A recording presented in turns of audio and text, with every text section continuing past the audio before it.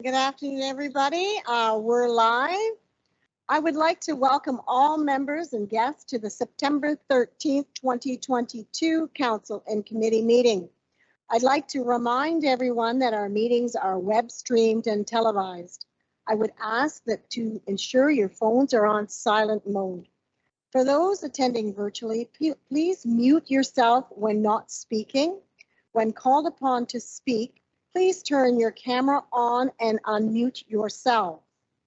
For staff in attendance, please use the microphone Teams raise hand feature icon to be called upon and to remove it after finishing speaking. And turn your cameras on when speaking. With that, I call the September 13th, 2022 Council in Committee meeting to order. In recognition of the recent passing of Her Majesty Queen Elizabeth II, I would ask that we share a moment of silence.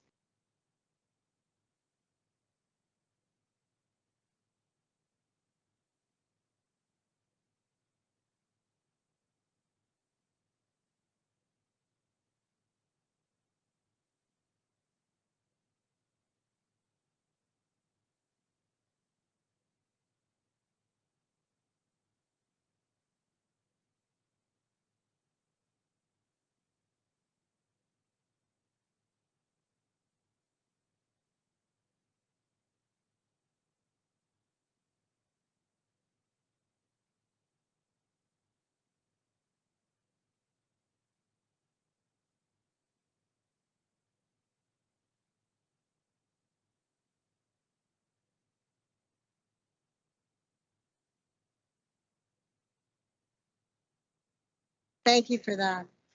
I would also like to note that the county libraries will have a book of condolences available for the public to express condolences until the end of September the 19th, 2022.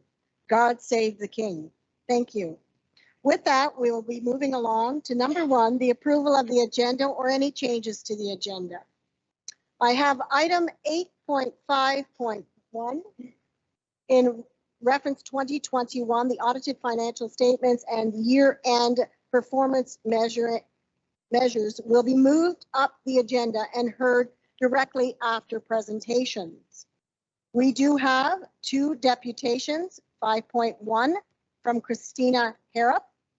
Secondly, we have a deputation 5.2 from Leah Kakmarek, and also adding 8.6.3 in reference to federal holiday for September the 19th. And we also have made amendments to the following agenda 6.1, Catherine Fanning, acting we can continue with that, okay. And Jeff O'Donnell, Millard Chartered Professional Accountants in reference to the 2021 audited financial statements and the year-end performance measures. I understand that the clerk would like to provide a note related to the item 8.4.1 Ops 2022-035 concerning the draft forest conservation bylaw. Madam Clerk. Thank you through the chair. Staff report OPS 22035 is on the agenda for later in the meeting. It is staff's intention to bring forward the bylaw at next week's council meeting. I recognize that council was circulated some correspondence late last night with respect to this matter from a resident. The item did not meet the procedure bylaw to be added to the agenda this morning, and the only way that it can be amended to the agenda is if a councillor introduces it and council approves it as part of the agenda. I just qualify that if council wants to add it, they can, or subsequently, because staff is bringing the report back next week for consideration of the bylaw, council may just want staff to take that communication and incorporate it into the further report coming next week. So I leave that at council's discretion.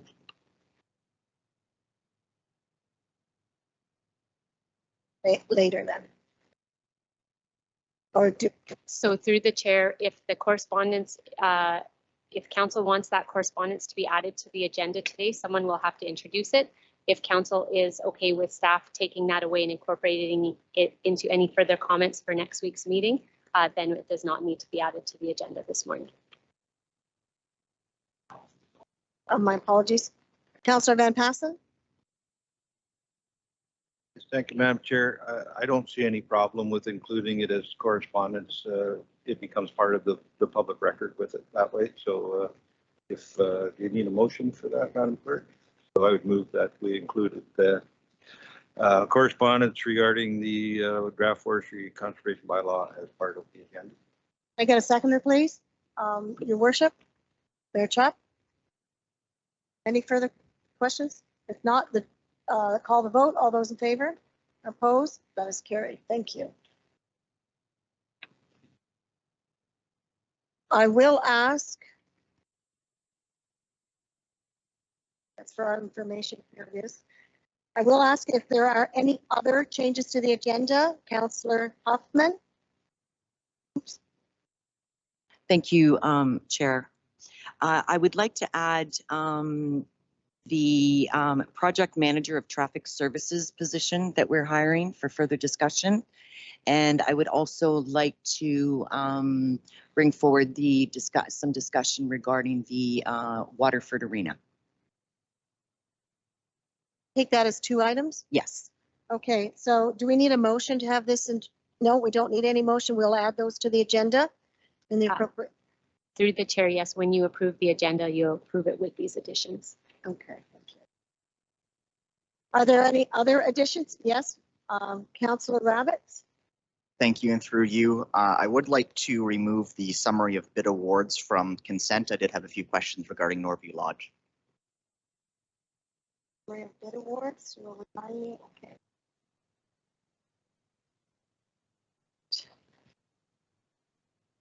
Are there any others? If not, can I get a motion to approve the agenda as amended? Councillor Michelle, a seconder, please. Councillor Taylor, all those in favor? Opposed? That is carried. Thank you.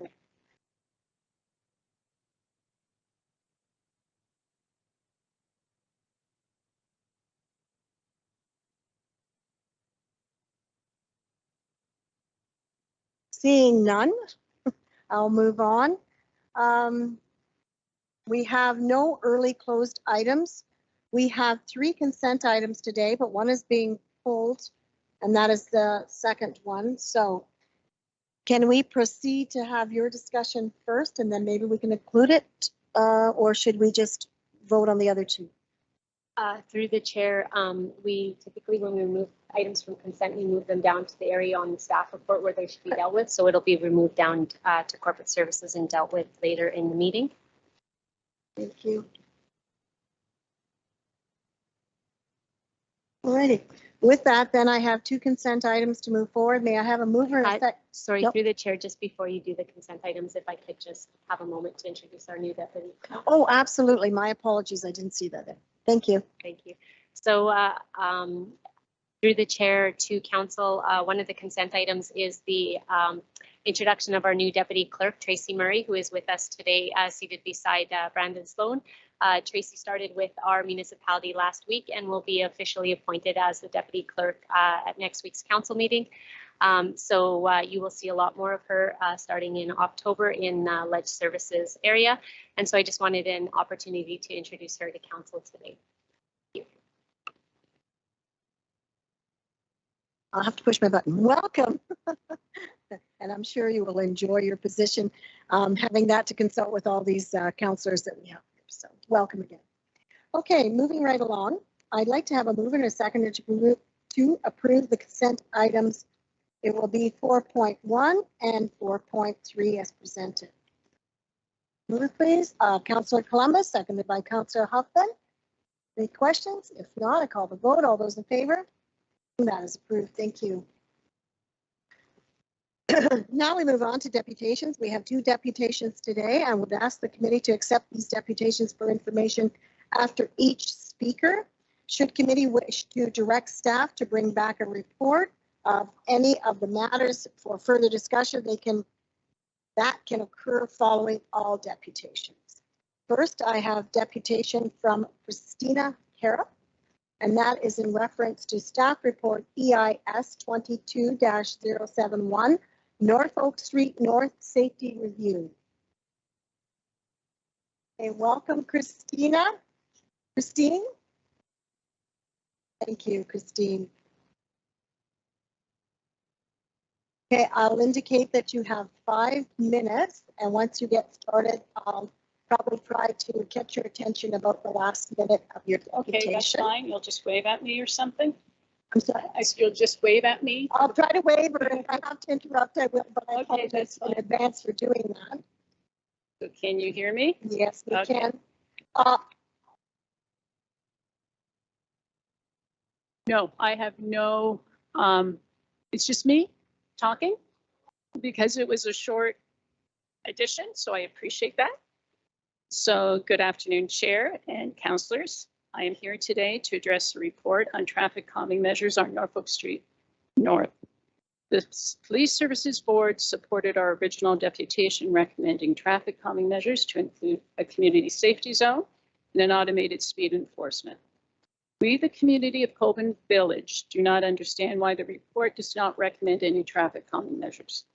The average speed on Norfolk Street North is 78 km in a 50 km zone on a 4-lane road.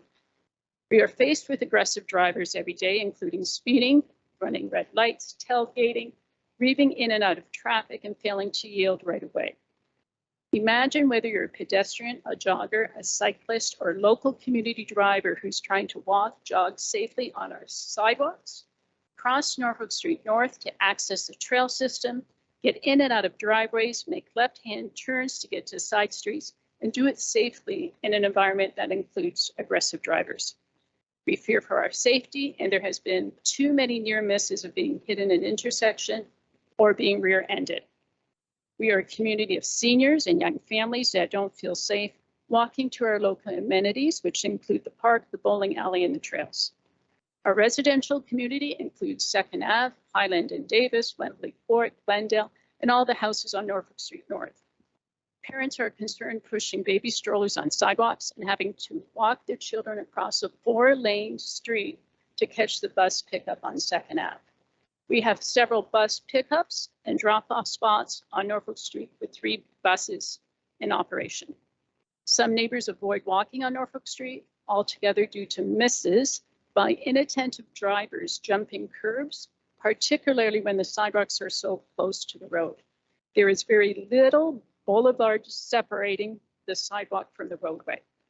It is difficult for the funeral homes situated on a 4-lane road that has excessive speeding to stop traffic in both directions for funeral processions. Norfolk Street North is close to 2 industrial areas with access from Norfolk Street North.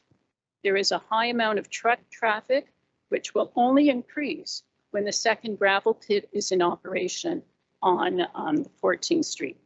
We see a high volume of traffic on Norfolk Street North as this road is one gateway into Norfolk County.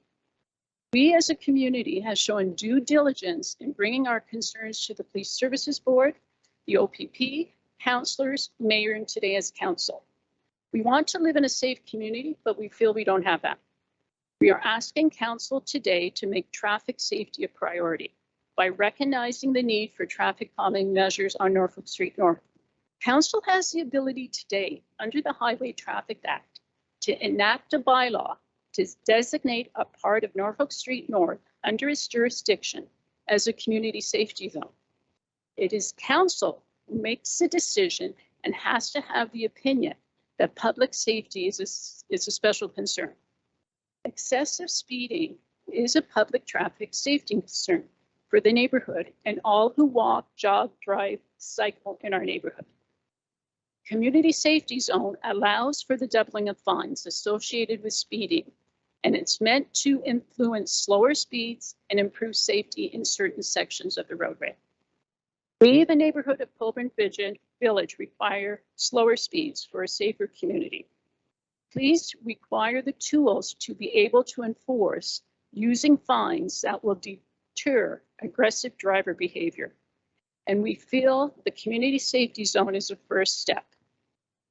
We disagree with the report that giving Norfolk Street North a community safety zone is setting a precedent. The proposed policy for identifying community safety zone is too stringent and doesn't look at the features that are close to proximity to Norfolk Street North. A ballpark, a trail, the bowling alley, we've got churches, and we've got the funeral home. Community safety zones have to remind the driving public that slower speeds protects our neighborhoods. And the message needs to be conveyed, and it needs to be supported by council. Drivers need to obey the speed limit. Other municipalities have sought out community input to identify where community safety zones should be located. Not all municipalities have put community safety zones only in school and park areas. There's 1 minute left. Windsor has put this in their BIAs, and we are all responsible for traffic safety. We need to work together to achieve community safety, and this includes listening and being open to the community needs, and we're asking for your cooperation in making traffic safety a priority. Therefore, the logical next step is to establish a bylaw for a community safety zone on Norfolk Street North from 2nd Ave to 14th Street. I also would like to know how the report generated the collision report.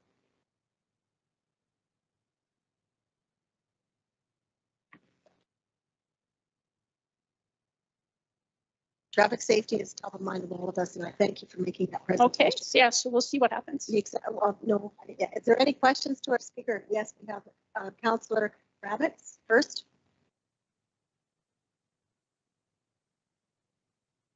Oh, do I have to turn this off or something? I'm When sorry. not speaking, that's okay, and thank you, and No. through you.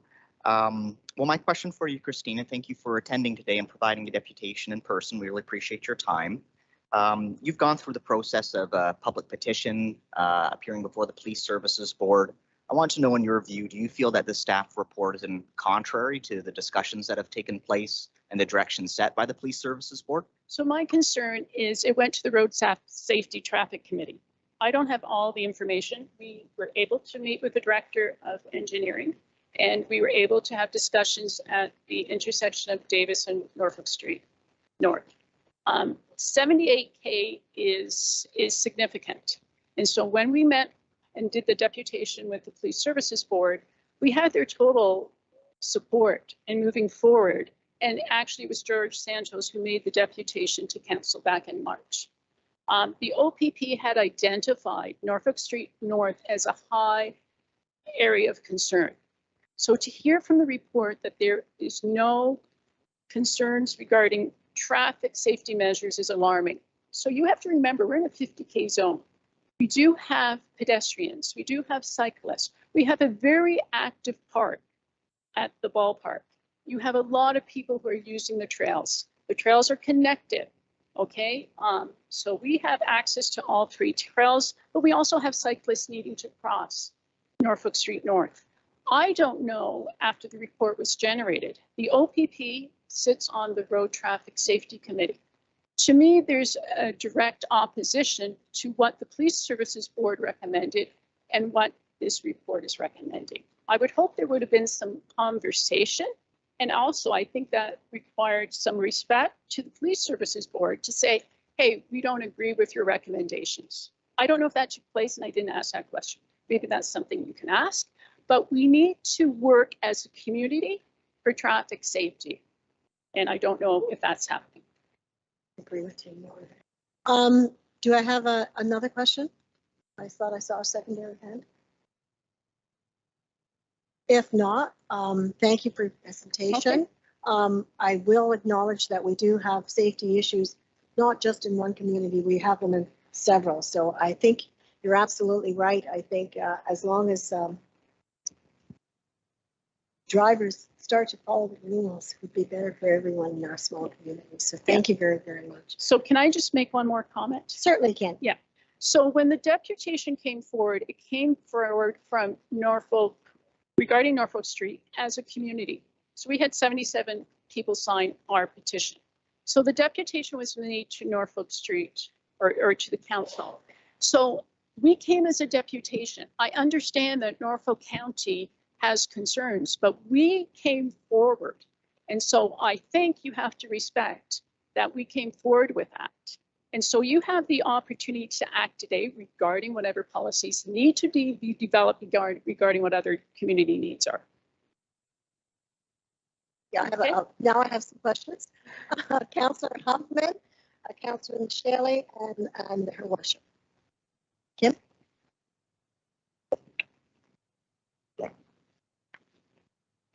Thank you, Chair. Through you to Christine. So ultimately, in terms of, you have dotted your I's and crossed your T's. You have done your due diligence. And as a community, I commend you for that. I'm part of the Police Services Board, and I recall very clearly the deputation coming through and where the recommendations were going. So just to clarify, what you would like to see this council do today is pass a bylaw that would allow Norfolk Street North to be deemed a community safety zone. Yes, and specifically from 2nd Ave to 14th Street. Okay, 2nd Ave to 14th. Okay, because I was just going to say 14th Street does get a little hectic as well with Ryersees there and the way that they come onto the road. And there is a lot of traffic turning there coming from Toyotetsu. Yes, and I'm asking council to remember we are vulnerable as cyclists, as pedestrians, as walkers. And I'm questioning the collision report, because did the collision report include both intersections? If the community safety zone is going to include both intersections. Okay, and of what's also of great concern to me is the school bus and parents and children having to cross 4 lanes of roadway. I encourage you all to go and walk down Norfolk Street North. Look at how close we are to the roadway. And I didn't really pay attention until I was on Oak Street the other day. And even on Queen Street, there's a large green section of grass between the sidewalk and before you get to the road. We don't have that. Also, I need to remind you, even though we're few pedestrians, we are in excess of almost 30K over the speed limit. And my review of traffic reports before coming here has said, even with the pedestrian cyclist injury, we are not protected. And any injury when you're going 50K, you're 8 times likely of dying of that collision. We're talking, 30K, right? 30K over. We're talking 78. So I am concerned because I can tell you there's a healthcare provider on the corner, and we questioned the collision reports because he had said there were collisions regularly. The last collision I was aware involved a cyclist where her bike was totaled. We don't know of her injuries. Thank you. Anything further, Councillor Huffman? Thank you. I'll move on to Councillor Michele. Thank you, Madam Chair, and through you to Mrs. Harrop. I'm just wondering, has the circumstance with regard to the dangers to people and the increased speeds, has that built up over the recent past, or has that been something that's been going on for some time? And part of the reason I'm asking is that there are several requests for community safety zones throughout Norfolk County, and I'm always just trying to track whether or not this is a growing trend or not. Well, I can tell you that other members of our community have approached previous council regarding this issue. I can tell you that the traffic volume has increased. The amount of truck traffic has increased immensely. I have lived on Highland Ave since '85, so it has certainly increased. But I need to remind you that community safety zones don't only have to be in schools and on parks. We've been just based on what is being recommended. We don't have that, but we have a funeral home. We have the school and bus drop-offs. Go take a look at Norfolk Street and see where the kids have to stand and how close they are to the roadway. We don't have much of a buffer. Okay. Thank you. On to Mayor Chop. Okay, I think we've covered it all. Thank you again for your deputation. Thank you so much. Right now, I need to have a motion to receive the deputation as information. Moved by Councillor Huffman, seconded by Councillor Taylor. All those in favor? Opposed? That is carried. Thank you very much. We have a second speaker, and that is Leah Hochmerich. and this is in reference to the Draven alert. It is noted that this deputation is a result of a rescheduling from the August CIC meeting. So Leah, if you would like to come up, please.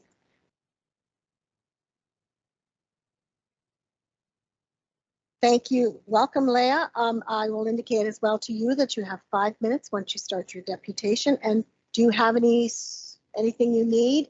Do you have any slides or any presentation, or are you just making the presentation, which is fine? Okay, thank you. And hey, hi, everyone.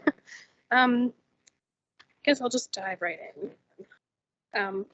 I'd like to introduce myself and give a little background information on why creating a Draven alert or a missing vulnerable persons alert would greatly benefit people within the disability community and, Norfolk County as a community at large. I am Leah Koch-Merrick. I live here in Simcoe with my husband, 2 children, and my brother. My husband is a sergeant with the OPP. My oldest child, Owen, is 7. My soon-to-be middle child is Hannah, age 5. And we are expecting our 3rd baby in the middle of November. The purpose of today's speech deputation is for my community council to get to know my family, especially my son, Owen. The more people that hear our stories, the more they can begin to understand not just my son, but other children and adults who may be like him. My son, Owen, is 7. He's 4'3", about 85 pounds, has blonde hair and blue eyes. He has a dime-sized mole on the side of his neck, and he's currently missing his 2 front teeth. He has a golden tan year-round, except on his bum and upper legs. Those are pasty white. Owen does not speak. He uses a speech-generating device to voice his wants and needs. This is on his tablet that he carries around with him almost everywhere. Owen can be very vocal, often shouting out or singing to himself, but he does not possess speech. I'm telling you these things because my son cannot. My son is autistic. He does not communicate verbally. He has difficulty wearing clothing. It is important for his mother to know the defining rules on his body as any member of the public. This information would be extremely crucial should my son get out of our house alone, dash off while we're at the grocery store, or walk away from the park while we're playing. To put it simply, my son is disabled and extremely vulnerable. My son is not alone in his vulnerability. There are thousands of children and adults like him across the entire province. Thousands of parents like me live in fear that their loved one will slip away and not be found. One of the defining issues with this population of people is their inability to help themselves be found should they go missing. Yes, my son makes vocalizations. Yes, he will cry and yell in distress, but he can't say help. He can't say I'm here. He can't say I'm stuck. I can't tell you the number of times I've laid awake at night thinking about what would happen if he went missing in the woods. If he got trapped under or behind something where a simple call for help would be the difference between life and death. My son recently went through a phase where he tried to elope several times a week. Despite the enormous number of precautions we have taken, such as locking our doors from both sides, putting up fences, alarms, he still gets out. Sometimes elopement looked like dashing off when we leave the house from the car to the door. Sometimes it looks like climbing over a fence and getting into the neighbor's pool. Once it looked like climbing onto our roof, and a neighbor came by and saw that he was up there. I can tell you every single time this happens, as his mother, my heart stops. In the moments between business as usual and having him in my arms, a million thoughts cross my mind. Mainly, what if this is the time he goes missing and I can't find him? Unfortunately, for far too many families, including the family of a little nonverbal autistic boy named Draven, this is a reality. They looked away for 1 second, or they didn't know their child could open the extra locks that kept them safely home. Draven was an 11-year-old boy, nonverbal and autistic, who went missing from his home, only to be found deceased several hours later. Draven lived in an area that was close to a popular river where several people saw him playing by the water. Had they have known a vulnerable child such as Draven was missing, perhaps they would have had more questions. When someone is missing and they can't help themselves be found, it is the responsibility of their community to help find them. The issue here is often their very own community has no idea if they've gone missing, let alone to go out and look for them. We know that when someone goes missing, the first few hours are crucial to positive outcomes. For vulnerable populations, it is minutes that can make the difference. A Draven alert would take that into account and send out an immediate local alert so the community can start looking. These localized alerts are already in effect for extreme weather events, environmental contaminants, and for public safety, should a specific area need to shelter in place to stay safe. 1 minute remaining. The hope would be that a Draven alert would utilize the same technology, but have a specific criterion, much like our nationwide Amber Alert system. I'm asking today that Norfolk County adopt a motion or create a motion to urge the government to create a program that could help keep vulnerable individuals safe and return them to their families. There are several municipalities and townships that have adopted motions in favor of a revised Amber Alert system. They include Toronto, Mississauga, Durham Region, Hastings County, Brighton, Brock, Shania, Mattawa, Cobourg, Township of Ryerson, and Bonfields. Thank you for your time, and if you have any questions. Yes, I'd like to answer them. thank you, Leah. A very important issue. Are there any questions? Yes, Councillor Rabbits. Thank you, and through you. Thank you for attending today and providing your deputation. Just a little bit of background on my part. I received a presentation at a Lions Club meeting from Autism Ontario, which prompted me to try to get in contact with the speaker. Her name was Chrissy Sadowski, and I was hoping to get a presentation on the autism spectrum before Norfolk County Council. And I became aware of the Draven alert system at that time, Draven alert. And I thought that it was best to have someone like yourself that has lived experience present before council about the importance of this alert system. At this juncture in time, I've brought it up at our emergency management committee for discussion to see if we could have a staff response. I'm aware that we have some abilities locally to provide local alerts. There's of course a cost associated with that. But I was just wondering what your experience has been like thus far working with Autism Ontario. I hope I connected all the parties well. I've had some, I've been attempting to get some deputations before council for some time now, so I appreciate your patience with us. But what has your experience been like working with Autism Ontario? I'm sure they're advocating at the provincial level for such an alert to take place, and just looking for what you think we can do other than, you know, writing a letter, as many municipalities have done. They've been circulated an information package. What do you think about the information that's come to light thus far?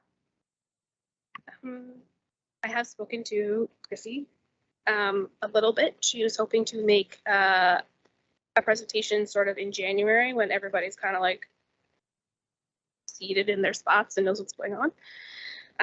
I know that there's been a big push within the families to get as many motions as possible so that the province takes note. There have been some MPPs who have been interested, but I don't know their names. I think for my part, I was hoping that if we start small, you know, and there's many of them, then it can't be ignored. And a lot of these places that have passed it are kind of very populated, whereas we are not. We're rural. And this kind of alert would really help us in a rural setting over a very populated one. Because out here we have a lot of land to cover, and the more people looking would be better for finding children, adults. Because when I look at this, I see my son, but I also see, you know, adults with dementia or people who have left their homes and they don't really know what's happening. They sort of end up in the same kind of situations as children with disabilities because they just don't understand the risks that they're taking, and they need the community to really step up and help them. I don't know if that answers your question at all, but. It does, and thank you through you. I do want to apologize because there was a couple other speakers that were hoping to team up, and I had gotten my meeting times confused. I told them 3 p.m. from a council agenda rather than our CIC. So I know that there are others in our community. I was contacted by a Melinda Jackson Gunn that also wanted to speak on the issue. And I apologize, Melinda, that I did get our meeting times mixed up today. She was hoping to attend. But I just want to thank you for stepping forward. We have early conversations taking place. I do want to refer back to staff so we can have some information about what we can do locally for an alert system while we wait for the province to respond to our lobbying efforts. Is that something that you'd be interested in, us both sending a letter advocating and lobbying to the government above us? We're creatures of the province, but are you also interested in what we can do locally here? Is that information that you think would be helpful? Yes, absolutely. I would definitely like the province to take it up. I mean, I have been doing some research about the alert system that we already have, and it's very well tracked. It's very well maintained. And I know a lot of people think, oh, it happens all the time, but we actually have statistics. And from 2022, there was 169 alerts that came to your phone, stop broadcasts, those kind of things across Ontario. And then they break it down further into how many were Amber Alerts, civil emergencies, thunderstorms, tornadoes. And you can see in those numbers that it's clearly not being overused. But if we had one that was localized to Norfolk, or localized to Norfolk, Haldimand, or Haldimand, Norfolk, and Six Nations, which might be what's happening next, that would be beneficial to our rural area because, it's quite a large area, but I wouldn't know how to ask the government to make it that localized. So it would require some work with council and other people to push the government to make it specific like that. Thank you for that information, as well as I have another speaker, Mayor Chop, as well as Councillor Huff. Mayor Chop. Thanks, Madam Chair. Thanks for coming today. So I just want to be clear. So you are just, at this stage of the game, you are just asking for endorsement to send a letter to the province. So I think that's easily done from council. Is there a particular motion that's been passed at any other council that you think is the best one that you've seen so far? Is that why you've included the Mattawa motion? I printed off 9 different places that have pretty much the similar one. Most of them are asking to amend the Amber Alert, or if you can't amend it, then to create a missing vulnerable persons alert. That would include children. It seems just from a quick little search there too, that there are some that are lobbying after the public safety emergency alert, which I think become actually more localized than perhaps the Amber Alert. So I'm happy to move that following. I think that's probably the best strategy to start with first, because that technology obviously is already set up at a provincial level as opposed to trying to tackle something at a local level that might be more challenging. So again, once we move on with this, Chair, I'm happy to move on. I just have some more information about that. So the alert system is province-wide, but it's owned and operated by a nationwide alert system. So there's agreements between the province, the telecommunications companies, and whatever policing service is available to send out those alerts. So it's really a matter of discussing with them to add this particular criteria to it, because they have maybe 50 different alerts that they could send out. So it would really just be adding it. Okay, thank you. I have Through the chair, I just wondered if once council has finished their questions, if perhaps the motion could be to refer it back to staff to bring a motion next week at council meeting and talk to the deputation to get the right verbiage that is needed for that lobbying letter, rather than trying to figure it out today, since it's all over the place, that we could narrow it down and bring something concrete forward at next week's council meeting. Thank you, Madam Clerk. That's absolutely good information to. Well, Councillor Huffman next. Thank you, Chair. Thank you, Leah, for coming. And I myself, I remember when this happened, I believe it was in June. And I signed the petition that was online for a Draven alert. Actually, Mayor Chop took the words right out of my mouth. She asked all the questions I was going to ask. So thank you very much for bringing this forward. I do recall us getting some communication about this, and I'm hopeful that we're going to be able to take some action. Thank you. And thank you again very much for your presentation. I'd like to open for more questions. Councillor Columbus. Thank you, Madam Chair, and thank you for being here, Leah. When I served on the Police Services Board prior to Councillor Huffman, there was a program available from the Community Policing Committee. It was started in Cortland, the area of Cortland, Ontario, by the Community Policing Committee, where individuals would have a bracelet on their legs or their arm. Most of it was for seniors with dementia. But is there anything like that in the works where you'd have a bracelet and it would automatically indicate where the person is or lost? Are you familiar with that process, please? Yes, I have heard of it. In populated areas, you register with the police and then they can send you the bracelet. The sort of issue with that is for children like my son, he doesn't wear clothing. He doesn't like to. As soon as he's alone, he gets completely naked. He won't wear belts, bracelets, hats, those kind of things. And we find that too with people with dementia. They will try and unclothe even if it's the middle of winter. And those things get stuck on places. And it's there's a little bit of training that is involved. So the police have to sort of like sync it up and do these calibrations before they can just go out and find the person. So it's not, it wouldn't be as fast as sort of an alert to say, hey, like there's somebody missing, and if you see something, you should probably do something about it, right? So it's, I think it's good for some people, but it just doesn't envelop everybody. And that's sort of the issue where I stand for my son. Thanks for your passionate presentation. Thank you. Yes, thank you, Leah. With that, I see no more questions, but I will refer back to the mayor who'd like to make a motion.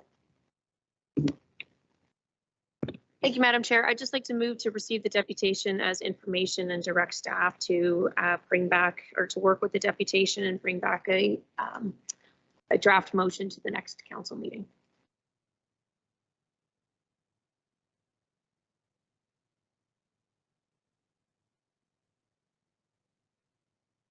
Okay, it's working now. All right, any further questions? If not, I'll call the vote. All those in favor of the motion? Opposed? That is carried. Thank you. And thank you again, Leah.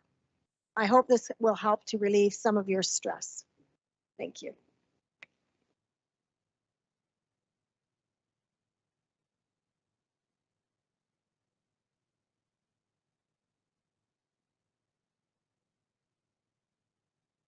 So we've actually taken care of any of the deputations to refer back for further review. So we've taken care of that. We have one presentation today, and that's 6.1 from Catherine Fanning, Acting Deputy Treasurer, and Jeff O'Neill. Millard's Chartered Professional Accountants will be presenting the 2021 audited financial statement and year-end performance measures. I'll turn this over to Catherine. Do I see her? There she is, for the presentation. Thank you, Catherine. Thank you, Madam Chair. I'm just going to start first. So thank you, Madam Chair and members of council. The purpose of this report and presentation is to present Norfolk County's 2021 audited financial statements, along with a number of other recommendations for council's consideration. The year-end process is initiated January 1st of every year and involves all divisions and the finalization of multiple steps and processes in order to prepare these statements. The detailed steps are outlined on page 30 of today's agenda. In prior years, financial management and planning has been successful in presenting these statements in June or July. For this year, for 2021, draft statements were completed by May of 2022. However, the external audit was delayed based on the timing of the execution for external audit services contract. Though the execution of this contract was delayed, Millard's Chartered Professional Accountants worked closely with staff to ensure our statements were finalized for today. We would like to thank staff from Millards for a job well done and working along with us to get this to this point in a very short turnaround time. In addition, I would like to thank Amy Fanning and her finance staff for this timely information and the continued improvements in presentation of data for both council and residents. 2021 year-end statements continue to reflect positive results based on your past tough decisions that you have made. This work will continue to be needed as we address current capital plans, infrastructure gaps, increased service levels, inflation, interest rate pressures, and competing demands.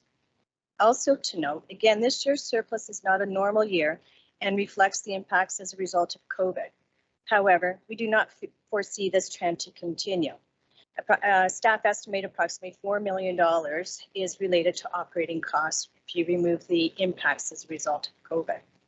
So at this time, Catherine Fanning and Kevin Kitchen, Amy Fanning, along with representatives from Millards, Jeff O'Donnell and Matt McAnally, will provide council a more detailed overview of the report and financial statements.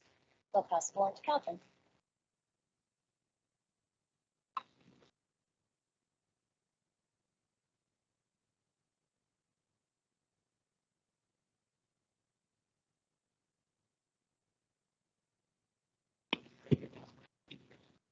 Thanks, Kathy. I'm Kevin Kitchen. Good afternoon, Mayor Choff and members of council. Catherine and I have a brief staff presentation outlining the financial results and the year-end performance measures to accompany the 2021 audited financial statements that will be presented shortly by our external auditors, Millards Chartered Professional Accountants. First, some high-level comments. The 2021 year-end process was a significant undertaking, and we would first like to thank staff for their support. The collaboration of all divisions and departments is required to finalize the year-end to ensure completeness, accuracy, and proper cutoff for all transactions. 2021 year-end audit went well and resulted in Millards issuing a clean audit opinion of our consolidated financial statements. This means that the financial statements present fairly, in all material respects, the financial position of the county as at December 31st, 2021, and that the results of our operations and cash flow for the year then ended are in accordance with Canadian public sector accounting standards, known commonly as PSAP. We would also like to mention that the 2021 financial information return, which is another annual ministry reporting requirement, has been completed and was filed last week. Next, we would like to go over some high-level performance indicators. As shown on the statement of financial position, the net financial assets is an important indicator as it demonstrates the county's ability to pay for its liabilities using its financial assets. Having total financial assets greater than its liabilities is desirable. This was not the case in 2019 when the county had a bracket of 19.4 million. However, this number has rebounded well to 7.7 million in 2020 and now 37.6 million in 2021. Another key indicator we wish to bring to council's attention is the taxes receivable as a percentage of taxation revenue. The lower percentage here would indicate that the county has done a better job collecting outstanding tax balances for the year. We are happy to report that the percentage has decreased by a whole percent over 2020 and is at its lowest percentage in the last 10 years. The next slide shows our reserve and reserve fund balances, as well as our outstanding debt. The graph in the upper right shows our levy and rate reserves, excluding the legacy and obligatory reserves. The blue line at the top is the rate, reserve, and reserve funds. And as you can see, there has been a steady increase in the last few years, which is positive. However, there are some substantial funding requirements looming for rate for large water and wastewater projects. The green line on the same graph shows the levy, reserve, and reserve funds. As illustrated, these reserves were in a negative position in 2018, which means that we were spending future years' contributions prior to taxing the taxpayer. Significant improvement in the last few years for these reserves is attributable to council's commitment to fund these reserves to appropriate levels. This is a good news story, but there is still work to be done as much of the current reserves are already committed for future projects. Ideally, the balance in the reserves would fund all the replacements and the county would not have to issue further debt. That leads us to the next graph on the outstanding debt levels. From 2020 to 2021, our debt decreased by 6.9 million for the principal repayments made during the year, as no new debt was issued in 2021. However, our debt is steadily increasing and we forecast a debt issuance of 16 million in 2022. There is good debt, and the county's financing policy would be to issue debt for the new initiatives. However, as the uncommitted balances in the reserve and reserve funds are far too low, we rely on additional debt to fund many of items outside the policy, including road repairs and maintenance. The long-term goal, once reserve contributions keep pace with our annual needs, staff will recommend no longer issuing debt for most replacement projects. We gave ourselves a thumbs down on this indicator as we still have some work to be done. Additionally, with significant projects coming in the future, like the interurban water supply, the county will approach the internally set debt limit. Next, we would like to explain the annual PSAP surplus as shown on the audited financial statements and how it is different than the ongoing surpluses we budget for levy and rates. Municipal accounting is complex due to various funds. Often there's confusion with the difference between the PSAP surplus and the operating surplus. This is because the format of the annual budgets for levy and rate does not match the presentation of the audited financial statements. Here's a summary of the summarized chart of the changes in accumulated surplus that is presented in note 10 in the financial statements. The levy and rate operating surpluses are approximately 15 million of the $45 million PSAP surplus that is reported on the audited statement of operations. So what makes up the $30 million difference between PSAP surplus and the operating fund surplus? Put simply, it is the PSAP adjustments necessary to report the financial statements in accordance with PSAP standards. The next two slides will detail the $30 million and gets into a little more technical and accounting jargon. Just keep in mind, the point of this explanation is to illustrate why the budget surplus and other performance indicators we just went over are stronger indication of the organization's financial health rather than the PSAP surplus. So part of the $30 million is the net investment in TCA, which increased by $10.7 million. This is the net amount of assets capitalized during the year, less current year net amortization, less the increase in the unfinanced capital, which are capital projects awaiting financing, plus the decrease in debt. The net investment in TCA is not traditionally budgeted for as presented. Rather, municipalities budget for these items on a modified cash approach, based on the actual timing of the cash transactions associated with each of these activities. Also included in the PSAP surplus is the operations of local consolidated boards.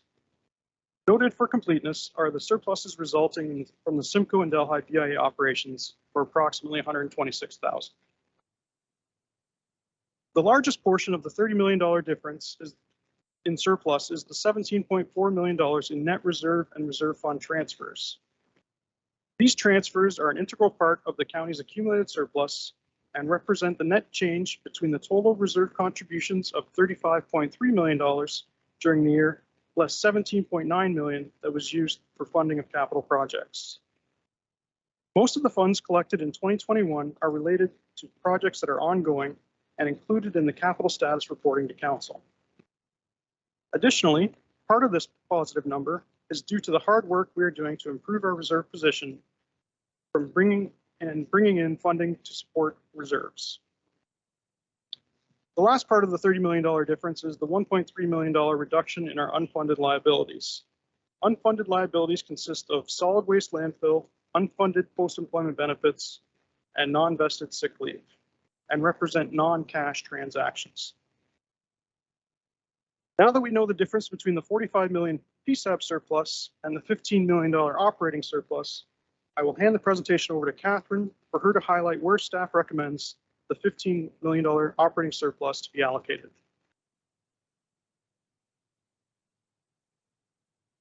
Thanks, Kevin, for that rundown. So let's talk about something a little more exciting.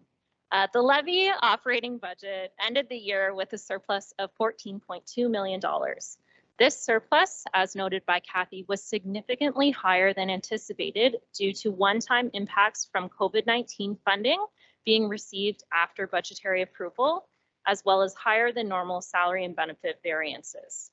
Further details of the levy budget surplus drivers have been included in Appendix A or on page 321 of your agenda package. The first 4 lines of the table on the slide before you outline the recommendations for the levy budget transfers. The first recommendation is that the surplus from the Norfolk County Public Library from the 2021 operations of $269,000 be transferred to the County Library Reserve. These funds will be available to support future year capital purchases for the library. The second recommendation is to transfer $9.9 million to the contingency reserve for future emergencies. Staff are also recommending that $250,000 be transferred to the contingency reserve to fund the approved Our Norfolk Initiative commitment. This strategy, focusing on staff retention and corporate culture, was approved by Council on June 14th, 2022. The fourth recommendation is for the establishment of a development charge grant reserve with the remaining $3.77 million left to be distributed. I will provide more details on the rationale behind the distribution to the contingency reserve and the development charge grant reserve on the next slide. The final 2 lines outline the surplus distribution for the rate budget, which ended the year with a surplus of $1.29 million. Overall, this surplus was within a reasonable range. Further details of the rate budget surplus drivers have been included in Appendix B or on page 324 of your agenda package. $1.05 million is being recommended to be transferred to the Water Capital Replacement Reserve Fund and represents the surplus for water operations in 2021. And $248,000 is being recommended to be transferred to the Wastewater Capital Replacement Reserve based on wastewater operations. These funds will be allocated toward future capital works. As noted in the last slide, there are 2 significant policies and related reserve contributions that are being recommended within the year-end report. The first is a policy that will support the county in mitigating current and future financial risks through maintaining an adequate reserve balance. Based on the experience over the last few years, the county was in a position where a reserve balance did not exist to mitigate the financial risks associated with the pandemic. The county didn't have a rainy day fund. As such, we were required to take quick action, including identifying cost containments and adopting increases to the operating budget as ministry funding had not been confirmed. To prepare the county for the potential of similar situations in the future, staff have recommended establishing minimum uncommitted balances in the levy reserves or the contingency reserve and the rate-related reserves. Based on a review of best practices of other municipalities, and best practices for the industry, staff are recommending that the minimum target be set at 1 month of annual expenditures to a maximum of 2 months of annual expenditures. Targets will be updated annually based on the previous year's expenditures. To bring the 2022 uncommitted balance of the contingency reserve up to the minimum target of $13.9 million, $9.9 million is recommended to be transferred from the 2021 surplus. Using the same philosophy for the combined water and wastewater capital replacement reserves, the minimum targeted balance is $2.3 million. Staff have confirmed that the 2022 uncommitted balance is at a level that meets these targets for the water and wastewater reserves. Additionally, staff are recommending the establishment of a development charge grant reserve. This reserve is recommended to be established to fund the irregular and material development charge grants, such as brownfields, affordable housing, and industrial exemptions. These exemptions range in value, but can be over $500,000 for one grant. As such, these grants can generally not be supported within our annual budget for development charge grants. The reserve will also facilitate tracking of approvals and provide council and staff with the knowledge of levels of the funds set aside for approval of future grants. Both of these policy recommendations will significantly mitigate financial risks for the county in future years. Lastly, we wanted to draw your attention to the significant financial improvements made in 2021. In 2021, we started the transfer of water and wastewater tenant arrears to the tax roll. The drain construction reserve was established to ensure proper accounting and increase transparency in reporting. To enhance the budget to actuals comparison in the financial statements, capital revenue budgets were integrated within the consolidated statement of operations. Finally, and most importantly, a policy statement was adopted by council to set the county's own debt and financial obligations limit of 15% of own source revenues. This positive momentum, along with the additional recommendations brought forward with the year-end report, will further council's strategic priority of solid foundations, a goal set at the beginning of this council's term. I will now turn things over to Mr. O'Donnell to walk through the 2021 consolidated financial statements.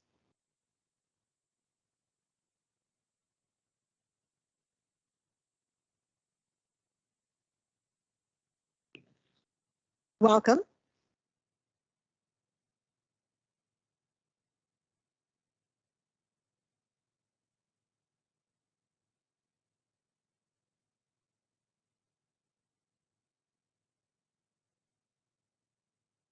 Good afternoon. Mr. O'Neill couldn't make it today, so you're going to have to put up with me. I'm Jeff O'Donnell. Thanks for the invite to present these 2021 audited statements. I'd like to acknowledge Matt McAnally, who's sitting in the wings there. Alice Petheram couldn't make it today. She's off. I think she's sick. Without them, I wouldn't be here. They did the lion's share of the file. And if we run into any tough questions, then they're going to get it or out. So Finance has provided an excellent overview of this year's results, and I'll give an overview of these statements and try to combine some of their comments in with these pages. If you have a hard copy, I'm going to be flipping through on that and referring to those bottom numbers in the bottom right-hand corner. Makes it easier for me. So on to the next page, you'll see that the index has 30 pages on it. You'll be happy to know I'm going to go over about 5 of them. The trust fund audited statements, I think, are included. I didn't see them, but I'm not going to speak to them. There are no problems with the trust fund audit, and there's no comments to make on those. If you go to the next page, it's entitled Management's Responsibility for Financial Reporting. And I noticed in the glossy that I don't think yours is signed. Mine is. So we had a good meeting with finance to go over the financial statements, and there are no major issues to report. This page signed by Al and Amy, document management's responsibilities for the financial statements. Our responsibilities are outlined on the next couple of pages. If you'll go to little number 2 on the bottom right. Next 2 pages is our audit report. The first 2 paragraphs covers the opinion area, and as noted in finance, it's a clean audit report this year again. We had no problems during the audit. The checks and testing and balances in place provided us with everything needed to complete our file. And I want to thank staff for their help with the audit. If you go to the next page, little number 3 on the bottom, the balance of this overview is our responsibility as auditors, if you want to read it.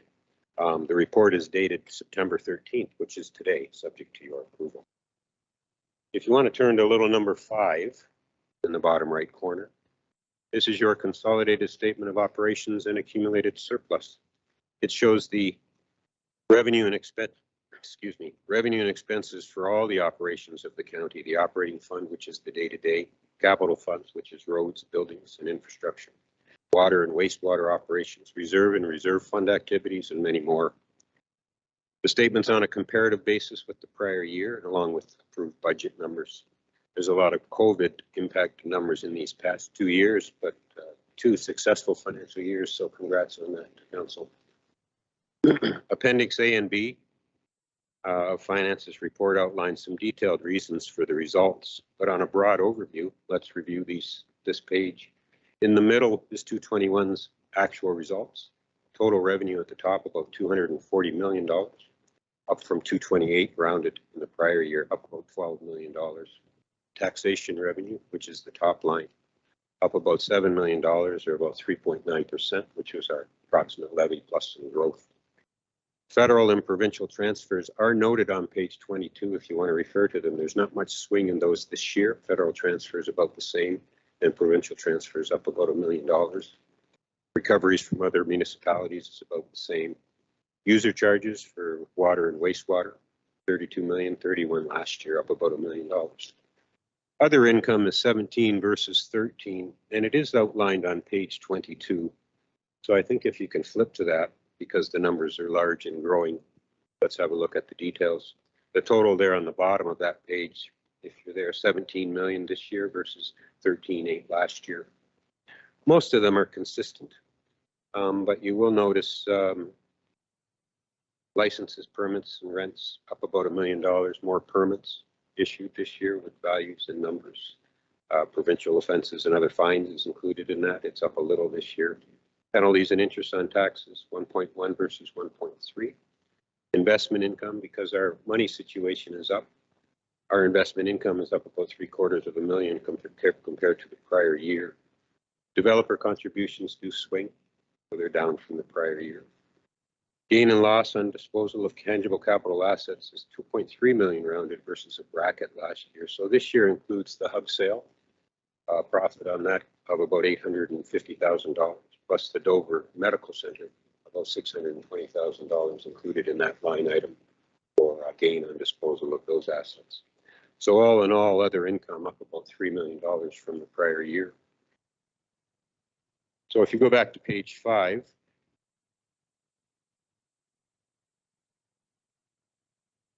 that pretty much explains total revenue up about 12. Expenses, 195 versus 193, up about $2 million or about 1% over the prior year. General government up $1 million from 18 to 19. Protection services about the same. Transportation services 32 to 33. We have some new investments in your transportation fleet. So the amortization numbers in those items gets larger with new additions in your transportation fleet, amongst other reasons too, but that was one that stuck out. Environmental services, 33 to 29 rounded. As Kevin mentioned, there was a change in your future liability for your waste landfill sites, and that's a actuarial study done every once in a while. So the most recent one did bring that long-term liability down. Because it's down, it does get adjusted and reflected in the current year's results. Health services down about up about $6 million from the prior year. A lot of COVID-related expenses in that one, along with social and family services down about $2 million for the same reasons, with some COVID supplements in there. The need for those services were down a little bit. No significant changes in the bottom 3 of social, recreation, and planning and development. So when there's a swing of revenue up 12 and expenses only go up 2, your surplus in the bottom is going to swing. Last year it was 35 at the end of 20, and this year it's 45, as pointed out in the various overheads that we've seen. When you add that to our opening surplus of $581 million, you end the year with $626 million of accumulated surplus.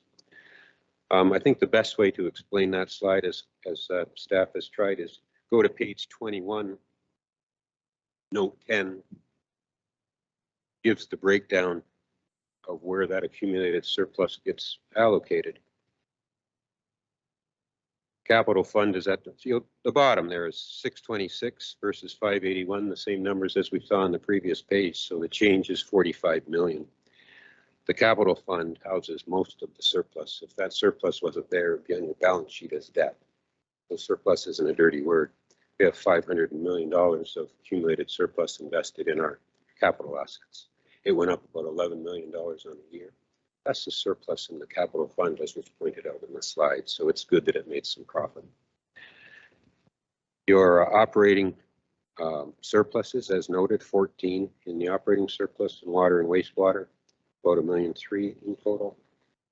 The BIAs, as noted, Delhi's, this is 2020's year, and under the current column, we haven't got 2021's done. So Delhi BIA surplus is 37 versus 31, which means the 2020 year had about a $6,000 surplus. And Simcoe's BIA rose from 17 to 138. So a nice year for the Simcoe BIA, not so much with increased revenue, but just with COVID, there was less expenditures made. So it trickled right to the bottom line. So good job. Reserves, it's been commented on. You see the subtotal there for contingencies, council initiative, capital purposes and other. Went from 7.2 million to 30.8, an increase of 24. So that's where a large portion of your surplus has been allocated and very necessary. If you look back at 19 and 18's year ends, those subtotals of 30 and 7 had brackets of 6 and 7 respectively. So good job for you guys for swinging that around. You're on the right track. Reserve funds for capital and replacement went from 100 to 106, or up about $6 million. Again, surplus in those reserve funds, part of the 45 million that you saw on the statements. The unfunded liabilities, those aren't cash flow items, those are for futures. Solid waste landfill went from 21 to 21. Post-employment liabilities went down a little bit based on reserve studies, and the non-vested SEC leave liability to be paid out in the future. So those went down about $1 million in total. They're not funded, but there's no reason to believe that the county can't finance those out of normal cash flow. You don't have to provide for them. You got lots of other reserve funds to plan for. So that kind of reconciles your $45 million annual surplus. Good financial year and some excellent progress on our reserves. So if you go back to page 5, sorry to keep swinging back. That pretty much goes over that page. I'm going to flip you to page 6. This was mentioned in Finance's report. It's the difference between carrying value and fair market value of the county's investments. Fair market reporting has continued to change since 2009, that market scare we had, and continues to evolve to report financial assets and financial liabilities at fair value. It's tracked separately, both on this page and on the balance sheet, which we'll talk about in a few minutes. Unrealized gains or paper gains, those not sold yet, are shown as net increases or decreases depending on the market. Assets sold or realized are removed and included in the main surplus that the county has. So you see the continuity here. It ended at 8.9 million, comes up to the top. We had 3 of plus and 1.2 of minus for 2.1 on the year. So those unrealized remeasurement gains are now sitting at $11 million. Doesn't mean they'll be there when they're cashed in, but that's the best way for us to report increases and decreases so people really know where they are. If you go to page 7, Kevin spoke of the changes in net financial assets, so good job on that. You see at the bottom there of 220, it ended at 7.7. It goes into the middle. This year was 29.9, so we have 37.6 as a net positive financial asset. You know, as Kevin mentioned, it's a broad number basing the ability to meet financial liabilities at a point in time and compares to the prior year. TCA assets are included from financial assets. So this statement adjusts for the annual surplus taken for amortization and the gross value of TCA additions. You'll see that 28 less than 46. That difference of 19 million is why surplus is not a dirty word, but a necessity to raise more dollars than we amortize for annual accounting surplus, as we're spending 19 million more than that. So unless we want more debt or less reserves, we got to show a profit on our PSAB financial statements, unlike we used to when they showed as expenditures the gross value of penny additions. So it's different than it was. Page 4 is the last page I'll go over with you. It's your statement of consolidated financial position. It summarizes assets and liabilities and the accumulated surplus at the bottom. Financial assets at the top under 21, 222 versus 182, an increase of $40 million on the year, mostly in our cash and investments because we're doing better. We have more sitting in our reserves to invest. So if you add those top two lines together, $201 million, the same two lines last year, 159, an increase of 42 million. So except for other things, there's your profit sitting in the bank right now or in your reserve funds. Taxes receivable, about the same as last year, but as Kevin mentioned, as a percentage of tax revenue, it's lower, so that's better.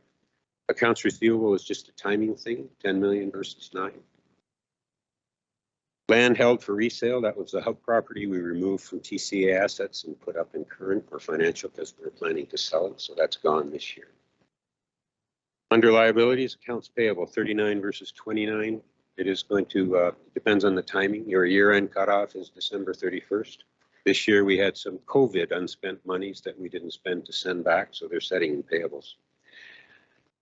Employee benefits liability about the same. Deferred revenue is up about 7, mostly because of your gas tax reserves, and your deferred developmental charges are higher at the end of the year than they were at the start.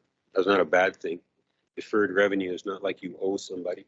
It's money that you have received, but haven't earned the right to call it your own because you haven't done what you were supposed to do with it when you got it.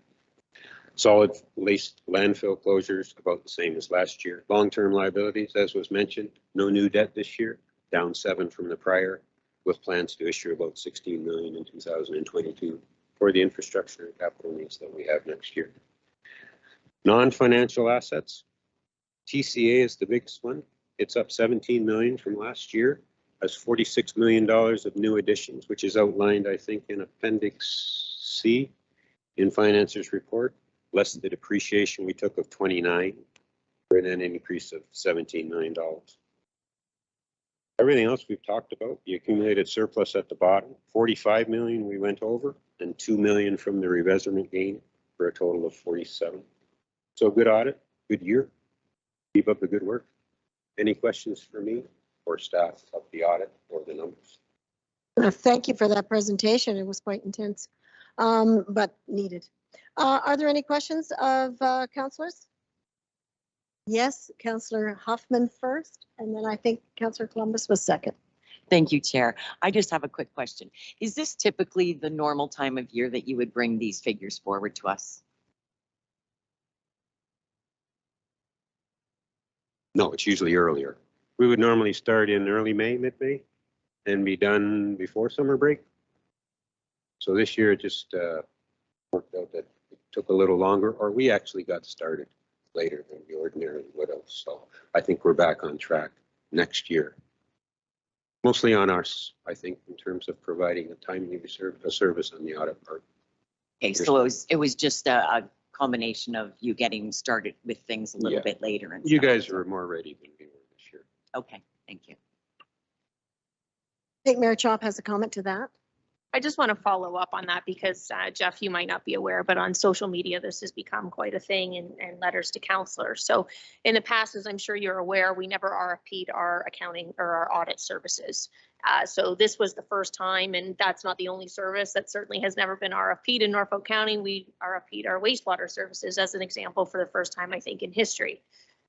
So I'm going to turn it over to Catherine so that this is crystal clear for the public as to why the delay occurred. So normally they have always been released in July, as Mr. O'Donnell said, just before the break. Of course, summer break in August, and so we are delayed by a month here for September. But it was in no effort to hide the financial statements from the public, and actually the staff took the additional step of issuing draft statements at the July meeting because of this unanticipated delay, because the audit firm that actually won the RFP services did back out. So I'll let you finish that off, but I just want to make sure that this is crystal clear before we start a new drama in the public. Yep. Through the chair to Mayor Chop and Councillor Huffman. So we did bring a memo, I think it was May the 10th, that explained this, but I'll just provide a little bit of a refresher. So in 2021, staff did complete an RFP for external audit services, which resulted in the approval of contract award on December the 14th of 2021. So following the council approval, the proponent was unable to meet the terms and conditions as stated within the bid document and in accordance with their proposal submission. And as such, the contract wasn't executed. So staff worked hard and on May 10th brought forward to proceed with the award of the contract to Millards. Following the award, we worked very quickly to sign contract documents and complete the audit engagement letters and create a timeline that worked with Millards' schedule. And staff were ready for the year-end audit within the normal timelines. Millards worked efficiently and effectively to complete the audit once the engagement letters were signed. And so, yeah, it was really based on the late execution date of our contract. Thank you for that information. Just a curiosity question. Then Millards will handle next year's? Is that, or is it that we go back out? Yeah, through the chair to council. It's a 5-year contract term. Thank you very much. Good for you. Further questions? I have Councillor Columbus. Yes, thank you, Madam Chair. Jeff, as was mentioned, we have been criticized. There's some indication that we were not transparent or accountable to the public. In your professional opinion, as looking over these consolidated statement of finances, do you feel that we have been publicly transparent and publicly accountable?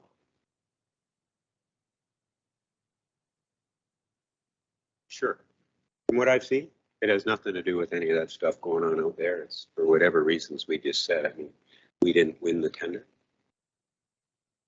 I tried not to take that personally, even though you've never tendered before. But I'm Irish, so I'm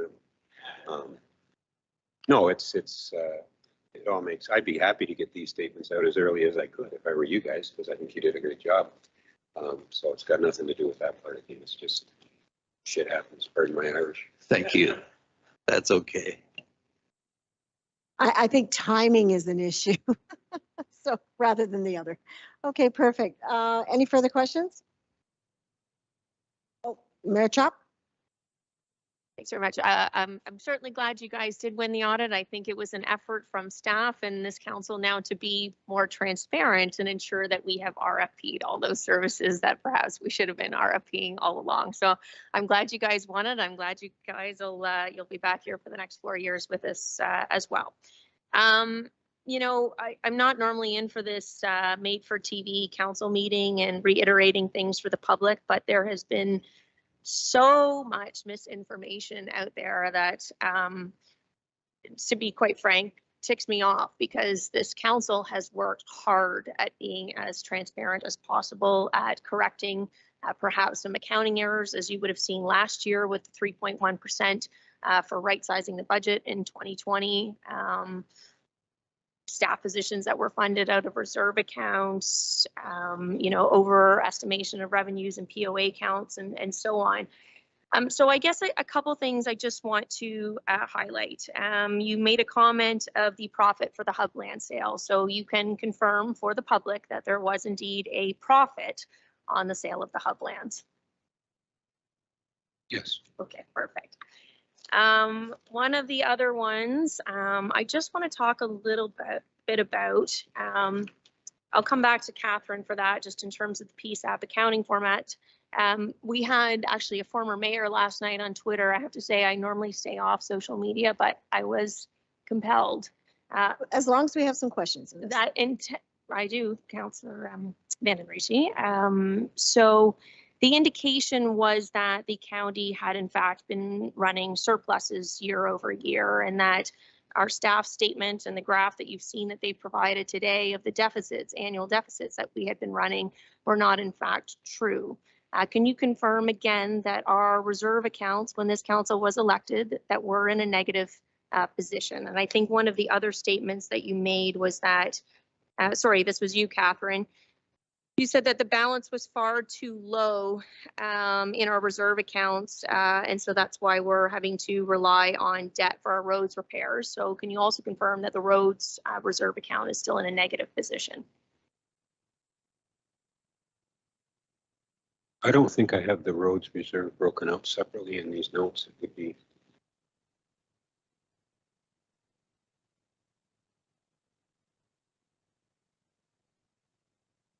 Through the chair. So the year-end position for the roads reserve was negative 2.6 million was the final positions. And do you have that from what it was in 2018, Catherine? I do not have that at my fingertips, but we can pull that information. I guess then my next question is, this one's I'm just curious as we look to sort of staff's recommendations for the allocation of this surplus over to reserve accounts. And I have a couple of concerns. One, in a sense, you know, I'm glad we've had such a windfall for Norfolk in the sense of this one-time COVID funding that came our way. And I commend our staff for taking, aggressive action early on in COVID to, reduce our expenses. Obviously, the community was frustrated by some of the facilities being closed. Of course, we were following provincial regulations in most cases, but certainly, they took steps to lay off staff and so on that wouldn't have been working in those facilities. So I'm somewhat concerned in terms of, I guess, moving forward to next year, when I look at the 2 million that we used in the smoothing strategy from the legacy fund, and it's the people of 2020 and 2021 that had to live through COVID and also suffer in their personal lives. So I'm just not sure if some of that might be not brought forward into next year. But in terms of allocation of some of the funds to the development charge exemption reserve that we're looking at creating that we never had prior. And this is the question for you, Mr. O'Donnell, and maybe this doesn't touch on what you audit and don't audit. It has come to my attention through multiple emails from several developers that development charges were being waived by senior staff members in the past without the approval of council or going through the proper procedure. And so those DCs, as you know, are used to build our infrastructure. And of course, we're in quite a predicament with our water situation across the county. But if we look at Port Dover, just isolated as an example, we need millions of dollars in order to be able to fund these infrastructure upgrades. And we don't have those monies sitting in our account, which is what our DCs would have been used for in part. Would the auditor not in the past have been aware of the missing development charges being contributed to our accounts? So I don't know how to phrase this more properly. If now we're creating a development charge reserve account, because when you waive development charges, somebody still has to pay for that infrastructure in the future, which is why we have been putting it properly on the tax levy since this council came into being. Now staff is recommending transferring close to 4 million into a DC reserve account. But I'm wondering why it wasn't highlighted in years past that those funds were missing from the overall collection of the DCs and therefore being properly applied on the levy. Is that something that would not have been picked up by the auditors? Again, I should have sent this to you ahead of time so you could have looked into it. My apologies on that. It's just when I, see 4 million being allocated, it's a lot of money. And so it's a lot of money in DCs that we haven't been collecting in the past. And now we have, an even greater infrastructure deficit. And I'm just looking for an explanation as to why that went on for so many years. Me too. I wasn't aware of it. I don't think I've come across it. Right? Sorry, through the chair, the speaker will have to come up to the microphone.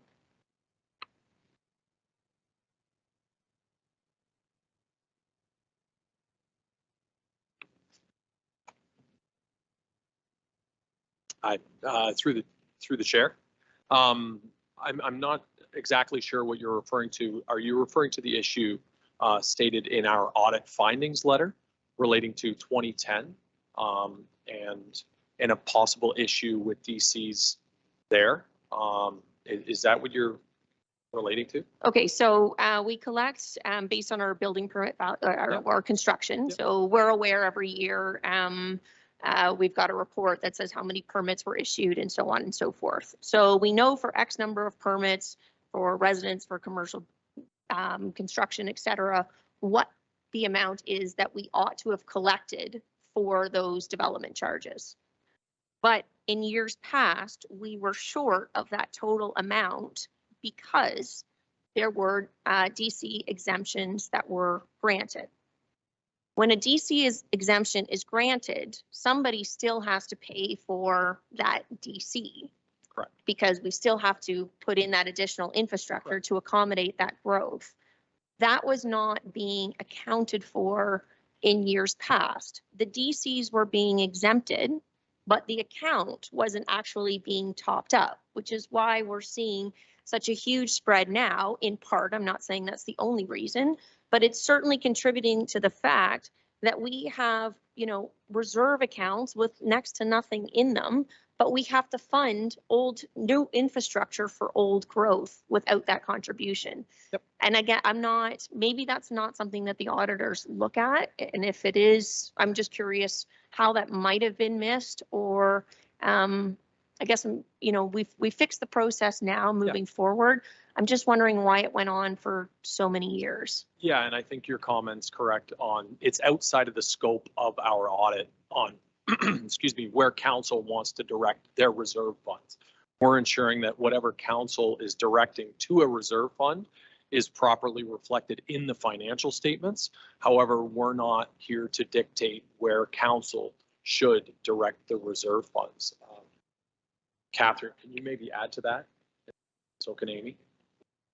Because I think I'm now understanding what you're asking, Mayor Chop. Thanks, Matt. If I could just add Mayor Chop through the chair to Mayor Chop.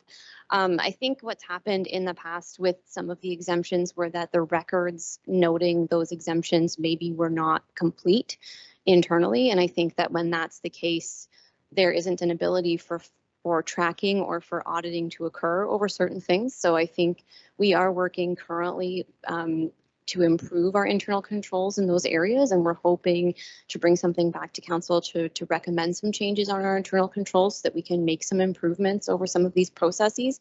But I think that is to what you're referring, and I think that that's the issue that we are working to correct.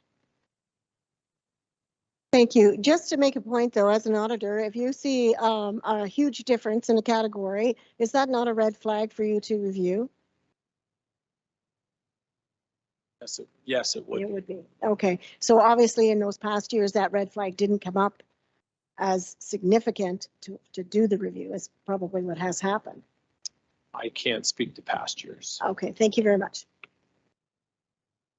If I can, well, I think Ms. Fanning's answer is more likely what happened then, because there was actually no record of the exemption. They would not have been aware then that there was missing revenues in that case. So that answer I can accept. Yes, through the chair to Mayor Chop, I think part of that is, and then I think part of that in general, we were not funding the exemptions in the appropriate way in the past. I think that in combination has kind of led to the issue, which we're now looking to correct. Perfect. Thank you very much. Thanks for coming today. Are there any further questions? If not, I'd like to thank you for such an in-depth report. Moving along then, I would, excuse me, Councillor Martin. Thanks, Madam Chair. I just have a question for staff, actually. So if you were, I'm not sure if you were going to receive this as information or if you want me to pose that now. Go ahead. Okay. Yes, go ahead. I'm hoping staff can just, through you, I'm hoping staff can just comment on how they determined the operating surplus allocations and what considerations were given to divvy up that funding.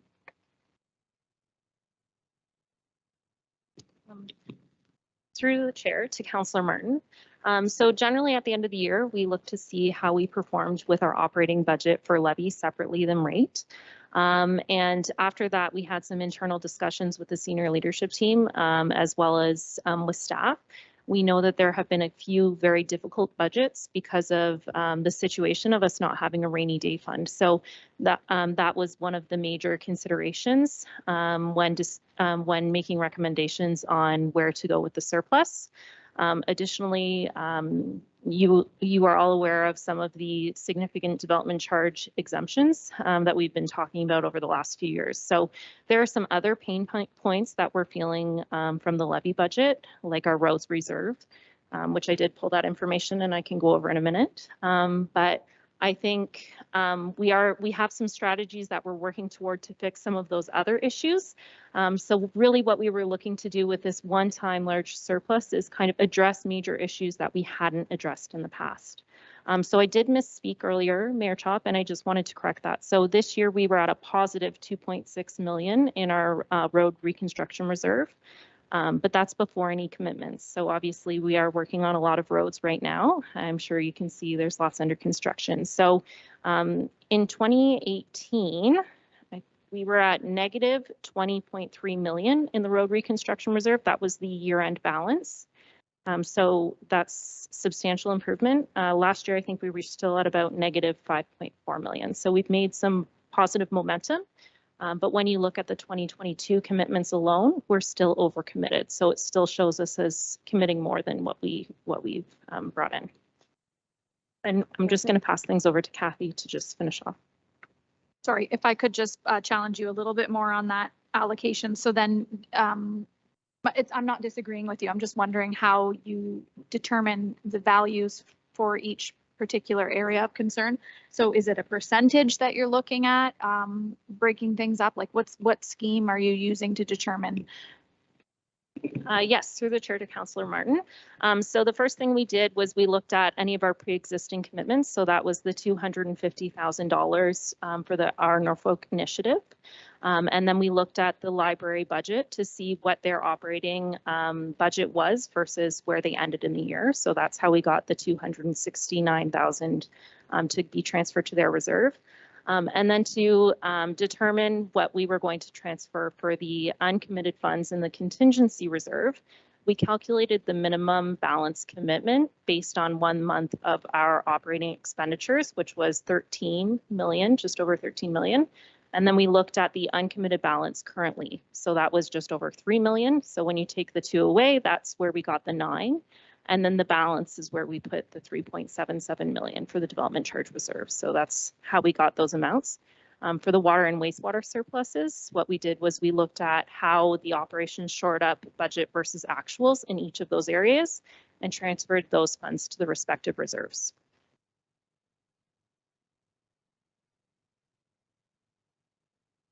Thank you. And just to add to Catherine's comments, first related to the road reserve, so it is in a positive balance, but you have to take into consideration that road reserve for how many years we have been and we continue to fund roads and bridges. We're still issuing debt for replacement of our capital. So because the reserve is not sufficient, we're contributing $2 million from the legacy fund annually to the roads reserve.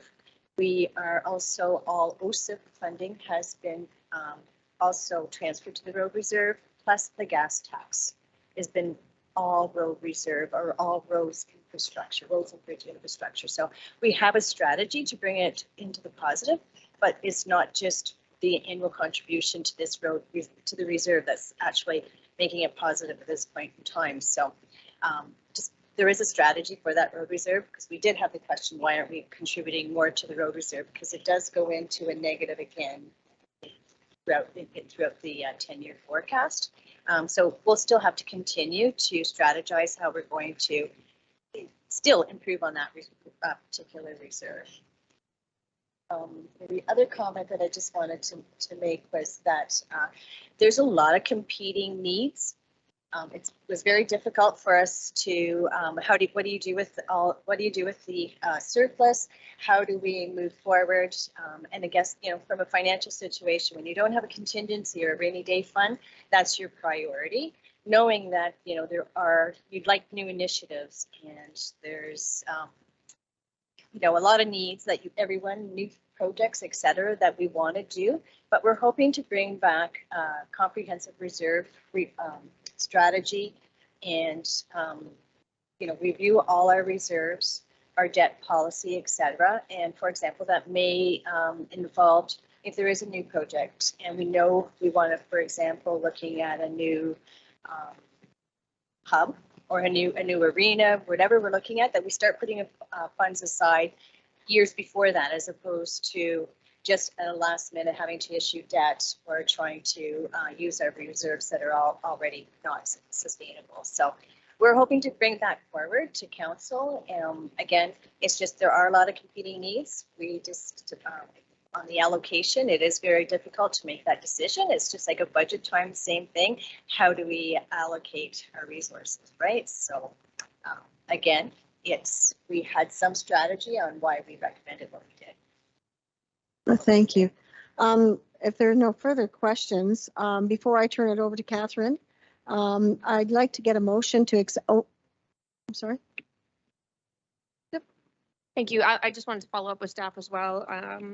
So in terms of this allocation, because we use the 2 million from the legacy fund to smooth in this increase, should council at budget time, the new council, should they elect to want to tap back into now what is a significant contribution into this contingency reserve, that is legally permitted, is it not?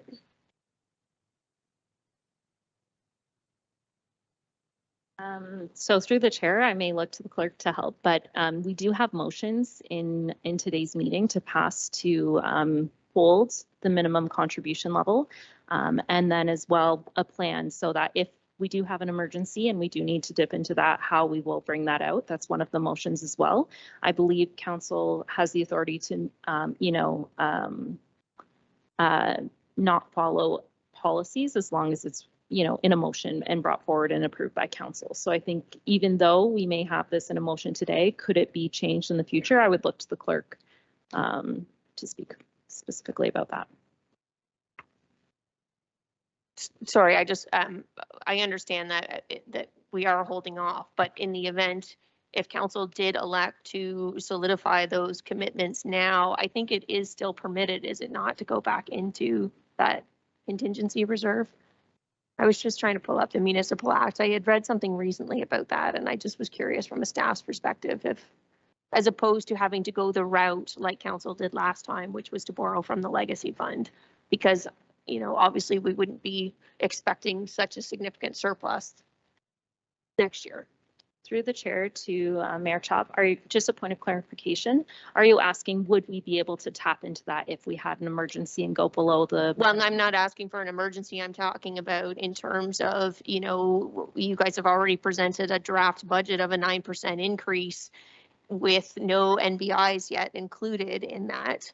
And so my concern is when we see such a significant surplus, and while I understand that that is in thanks to the work of staff, and thanks to the one-time funding from the province in combination, as opposed to, it is also that group of people that have lived in Norfolk County over the past 2 years that have equally gone through COVID. So I'm just wondering, as opposed to next time around, the next council, should I not be sitting on it, is that one strategy as opposed to having to go back to use the legacy fund again, given that we may not anticipate such a significant surplus in the future, whether that's next year or any subsequent years? So through the chair to the mayor, staff would likely not recommend us use this one-time source of funding to offset ongoing budget increases. So if there are ongoing budget increases, we would not recommend to use this source as a one-time. Could council make that motion and bring that forward? Yes, but financial services staff would not, not be crazy about that ask. One more question? Well, I just want to clarify, it's not in terms of one time. We used 2 million from the legacy fund to be able to smooth that tax increase. Council may elect to use 1 million the next time around. So the suggestion was just, or the question really was that an option as opposed to, going that legacy fund route again, just because it was so controversial?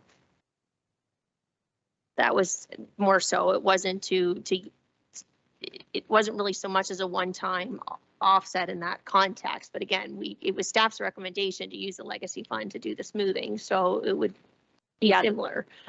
So through the chair to the mayor, yes, that was a one-time recommendation from staff to smooth the levy during an emergency. So we did recommend the legacy fund because we didn't have a rainy day fund. And so in the future, this will put us in a position that where, when we're in an emergency again, we could use this as kind of our safety net. Thank you. I have one more speaker, Councillor Van Passen.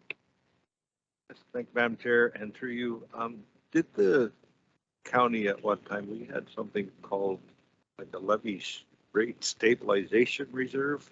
That's the covered the bear on that one as well. Didn't that one time they put small surpluses in there to sort of balance out for other years? Through the chair to Councillor Van Passen, I believe this would be quite a long time ago. We had many reserves and reserve funds that came from all the different area municipalities in the region. We combined a number of them. There was some municipalities had some small working capital reserves, and they were combined, I believe, in a report in 2016 or 17 into one reserve, and that was transferred. They were transferred and amalgamated into just the contingency reserve.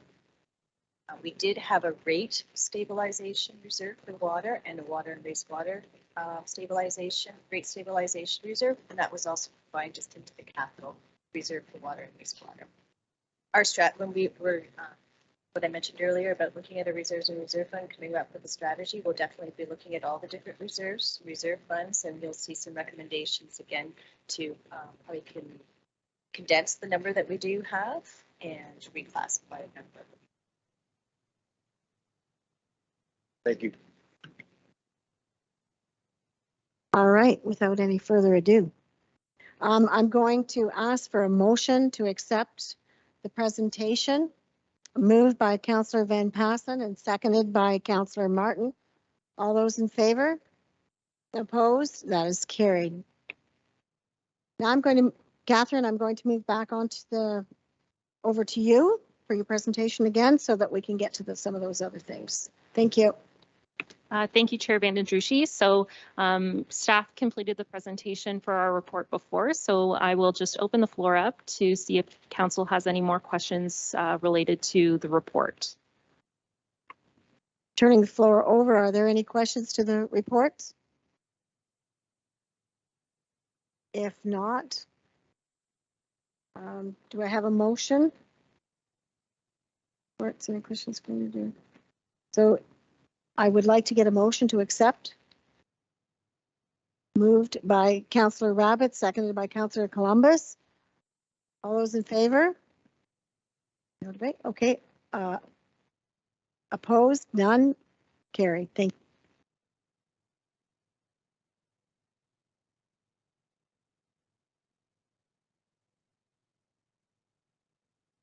I'm over to communications now. We have 4 communication items listed on the agenda today. Does any committee member wish to pull any other items for further discussion? We're looking at from 7.1 to 7.4. Hang on, I'm going to move this back.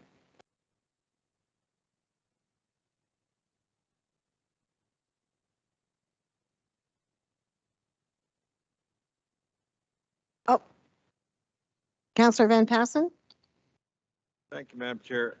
I am a little confused, and I'd just like to back up for a second. The last thing we did was report CS 22161. Is that correct? We're at, sorry. Turn my mic. Through the chair, yes. So at the beginning of the meeting, we brought the corporate services financial audited statement report up to happen right after presentations. We completed that, so we are now on to communications. Well, I just question whether was the motion to receive that report as information or to accept the staff recommendation as presented.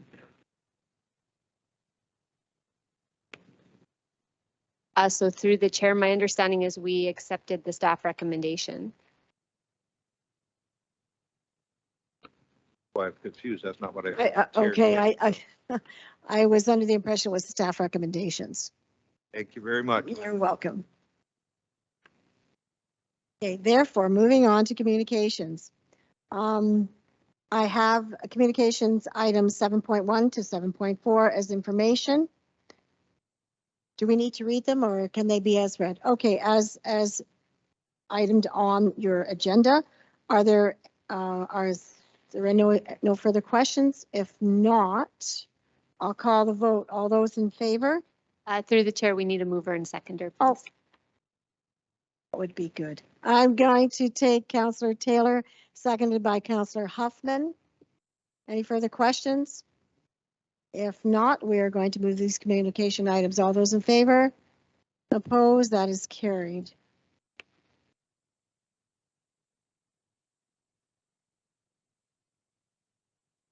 We're moving on to staff reports. Am I correct in saying that?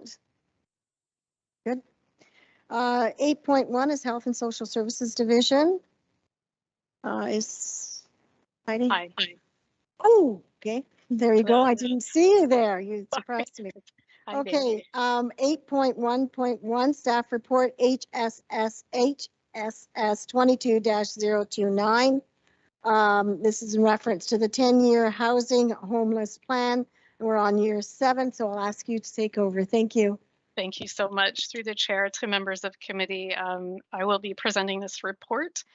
The purpose of the report and the recommendations of the report is that council receive the report as information and that council provide direction to staff to submit the report to the Ministry of Municipal Affairs and Housing, and also for staff to submit the update to our appropriate link on our website.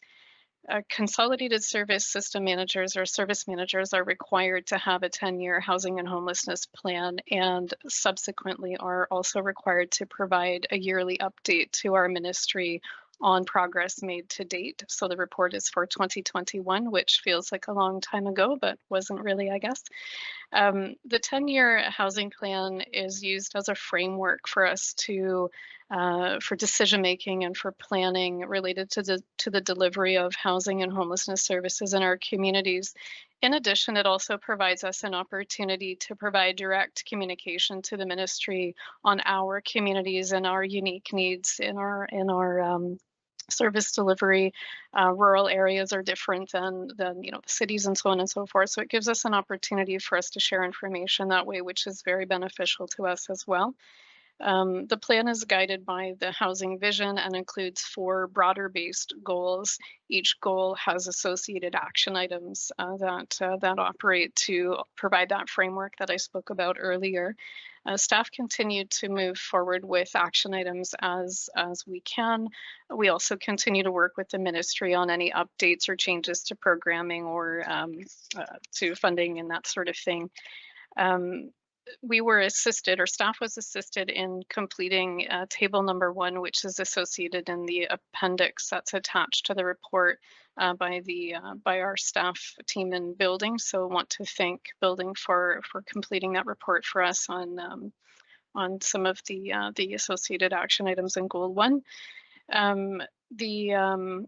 I wanted to also note that Haldeman staff had commented on some of the changes in the wait list, which I wanted to recognize that we have seen some increase in our central wait list. We see these as associated with impacts of the pandemic, as well as increases in rent, increases in cost of living, and also that social assistance rates have been frozen for 4 years now. And so those things continue to put pressure on individuals, make it more difficult for people to afford the housing that is available. So just wanted to note that and thank Haldeman for that comment. I know that this is for 2021, but I just wanted to make a few comments on some of the things that are happening currently, just to add some information into what's happening in the background. Our finance staff and our staff continue to meet with our housing corporation monthly on 2 projects that are in the works, one in Norfolk County and one in Haldeman County. So that work continues to be underway. They are large and important projects, and so those are exciting and require a lot of dedication. And so we have that and are excited to continue to do that work with the housing corporation. Also wanted to note that the report that was brought forward earlier in the year related to an expression of interest for the homeless prevention services and solutions. The expression of interest has gone out and we are now issuing an RFP for that. So we should soon see some information that we'll be able to bring forward to council and updates in terms of new partnerships related to homeless solutions, emergency housing solutions within our communities. So just wanted to let everyone know where we are in that process, because it does relate to our 10-year housing and homeless plan as well. And just wanted to also recognize that Dogwood Suites is now open. I know that we're all aware of that. That work happened through 2021, some delays due to COVID and so on, but we were able to see that open earlier this year, which is very exciting and very needed in our communities. Also, 9 supportive housing units have been able to open in Dunnville as a result of work that was happening in 2021. So with that, I'll just end my presentation and open it up to any questions if there are any. Thank you very much for the presentation. Are there any questions of staff? Are there any questions for councillors? Seeing none, I'm looking for a motion then to accept your presentation as well as to move it forward to the provincial government. Is that your indication? Okay, can I get a motion? Oh, I have a motion, and that is set by Councillor Columbus and seconded by Councillor Michelle. Any further questions? If not, I'll call the vote. All those in favor? Opposed? That is carried. And at this point in time, we are going to have a break. Okay, let's take about a 10-minute break. Is that sufficient? Thank you very much.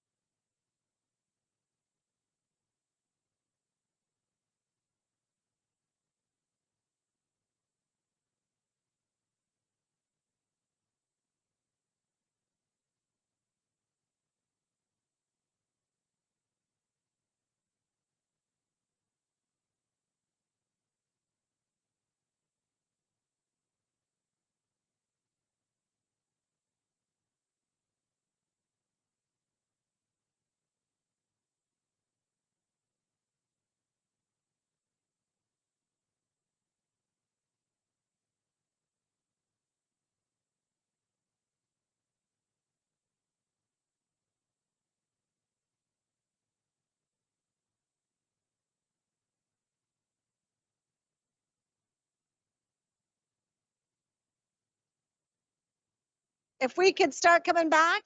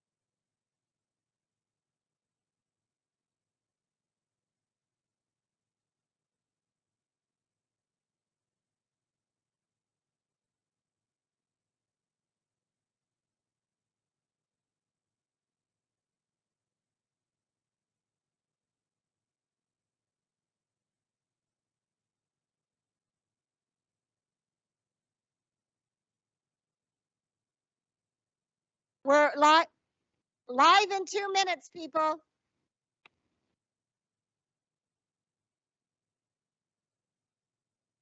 We could take our seats.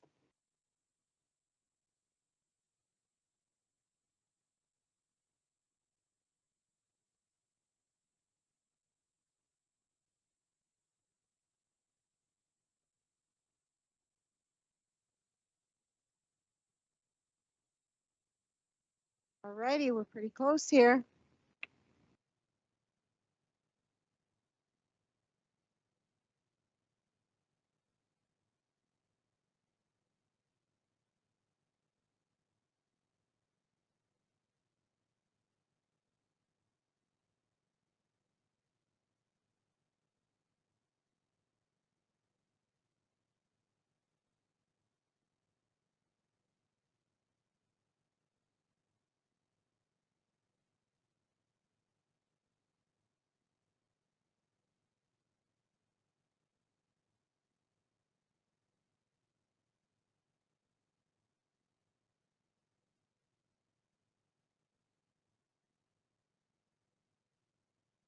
Should be on momentarily.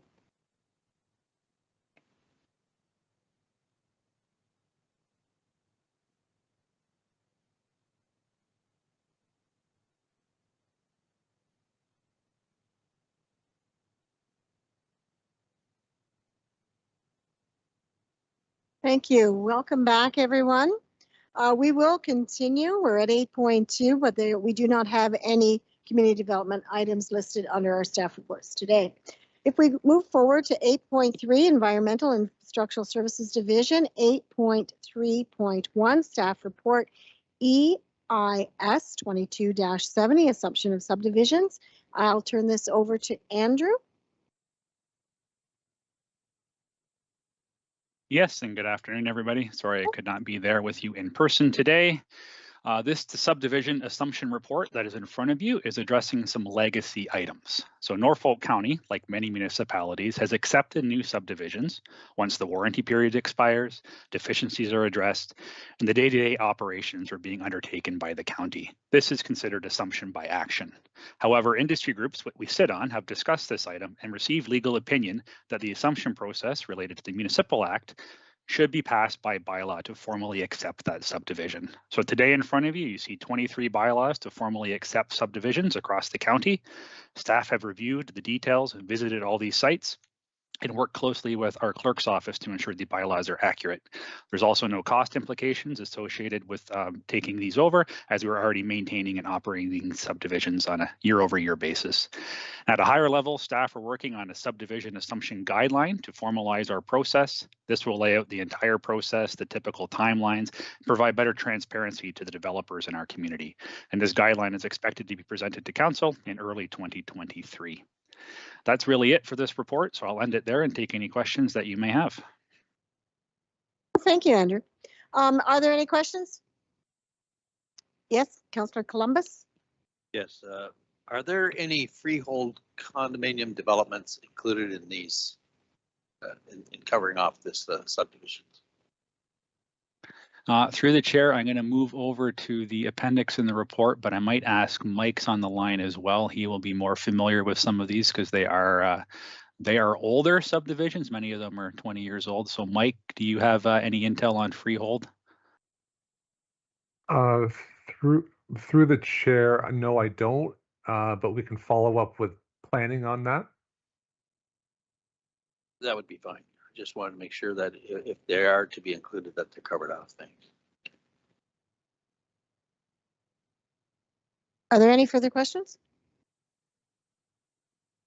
If not, I'd ask for to wish to move the staff recommendations or propose an alternative. Is there a motion, please? Moved by Councillor Martin, seconded by Councillor. Oh, Councillor Taylor, sorry. I'm looking around waiting. Okay, sorry. With no further ado, I will call the vote. All those in favor? Opposed? Thank you. That is carried.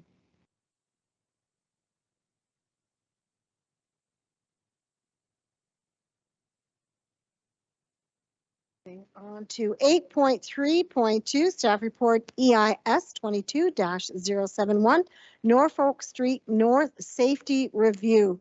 Andrew, if we can come back to you. Certainly, and through the chair, this second report from the EIS team today relates to the deputation that we heard earlier this afternoon. And it also follows up on a previous delegation from George Santos as the former deputation today made. It's looking at the intersection of Norfolk Street and Davis Street in Simcoe.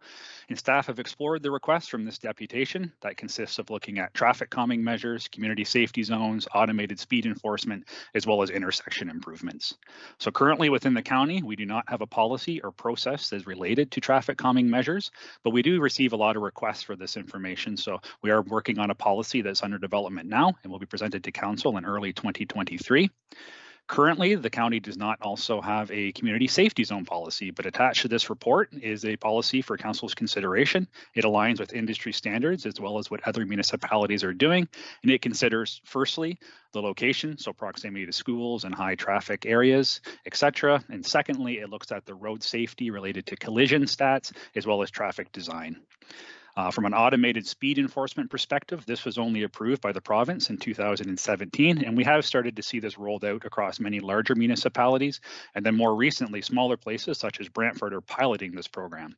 Something that's very interesting to our operational staff, and we are looking at the potential to bring this into our county for further review, and you'll see that as 2023 as well. As it relates to the specific intersection of Norfolk and Davis, staff are not recommending a community safety zone as it is not warranted as per the attached policy. But what staff are recommending is that intersections improvement be done to designate left-hand turn lanes, as well as updating and adding some lights to the traffic crossing signals for pedestrians to improve safety. This work has been budgeted in our 2023 capital work. So once that gets approved, we would move forward with that construction activity. With that, I'll open up the floor to any questions you may have. Thank you. I think you'll have a few. Councillor Martin and then Councillor Columbus. Thank you, Madam Chair. Through you to Mr. Grice. In your research of other municipalities with the community safety zones, I note that it talks about community centers, rec areas, playgrounds, hospitals, elementary schools, and so on.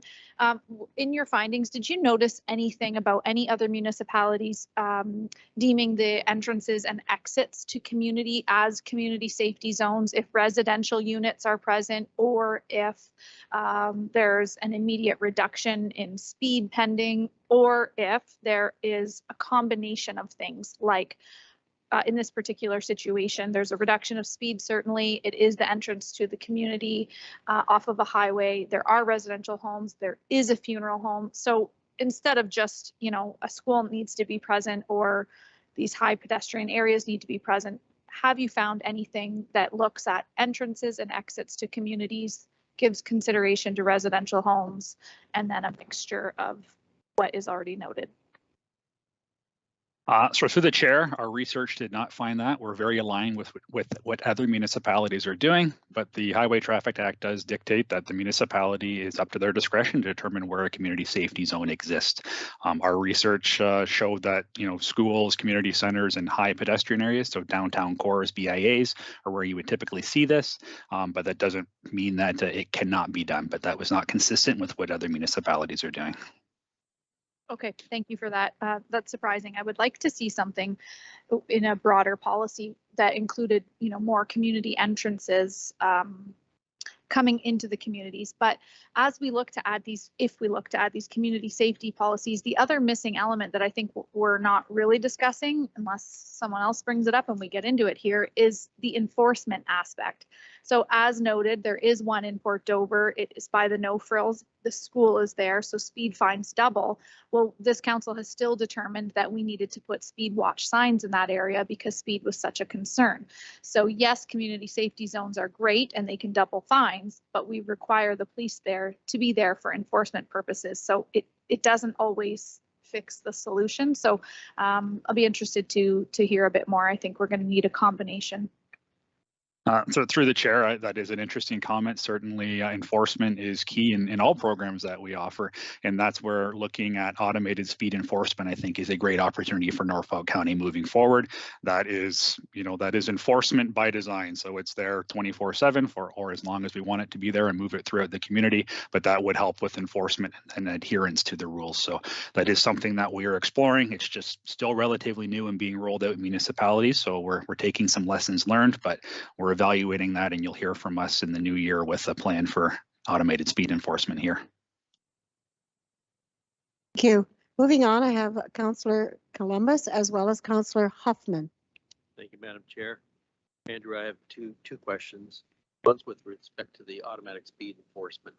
Does that have to occur in a community safety zone, or can that occur on its own without having a community safety zone?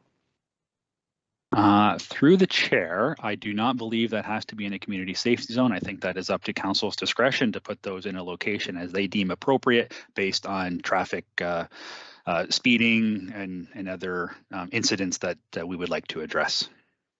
Okay, thank you for that. My other question, it's been brought to my attention that it's likely that an advanced green left turn signal off of Norfolk Street onto Davis would probably eliminate a lot of problems. Have you studied that in this calming exercise that you're looking at? Through the chair, it has been looked at, and certainly the recommendation going forward. Sorry, I didn't dive into the configuration, but it will be eliminating the 4 lanes of traffic at that intersection, having a common left, so that will allow visibility and also move people out of the way and continue traffic through that area. But certainly a number of options were looked at, some low dollar options, just as simple as signage, and some very high dollar options such as a roundabout. We think we found a happy medium here where we're providing enhanced safety for the residents as well as the drivers, but also doing that fiscally responsible initiative. So did you look at an advanced green signal to turn left? Did you research that, consider it? Or that my understanding is that the infrastructure is in place there to make that happen with low cost. So through the chair, there were a number of options looked at. Mike, can you, I know we were looking at different signaling patterns. I know there was a three-way signaling pattern looked at, but I don't know if single advanced greens was explored, but Mike can elaborate on that. Wait for Mike's comment. Yep, I will try. Yes, thank you. Through the chair, yes, in the study with Paradigm, they looked at the existing movements that were happening there. They did the study in the summertime. Although one issue with the opposing by turn lanes would be the sight line. So if there was one or more vehicle lined up wanting to actually make a by turning movement, there was issues with sight lines around it. So that has led to a high number of accidents in there. I think in the last 3 years at that particular location, there's been 3 or 4 accidents or more.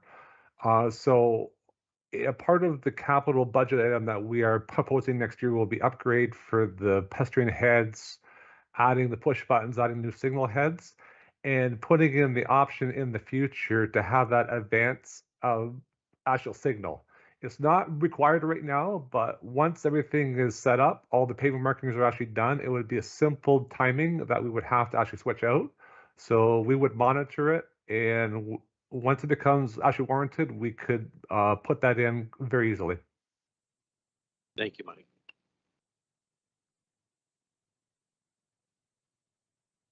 Thank you. Moving on then to Councillor Huffman.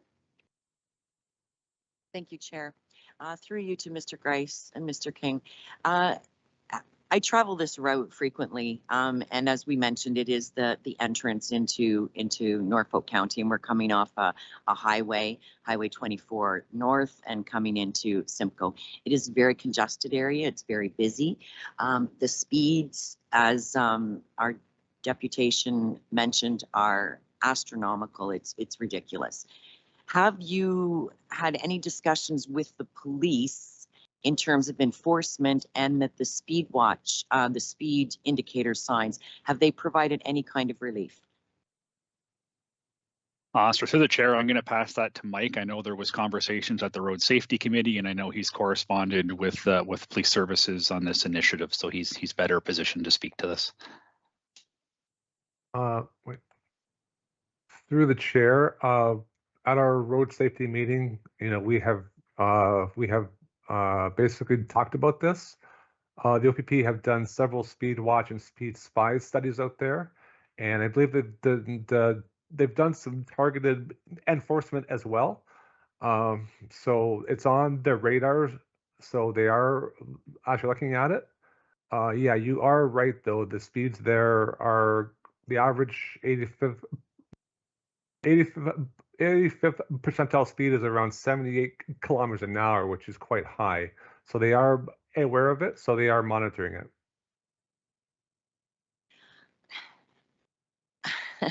I'm just not okay with that. 78 kilometers in a residential area where we have access to the trails, we have a large community park, we have a large business, we have the bowling alleys, we have the funeral home, we have the traffic coming down the 14th from a large manufacturing industry here in Simcoe. And I'm just not comfortable or confident in waiting until the next report comes forward. And I am prepared today to make a motion that we pass a bylaw that makes this area a community safety zone.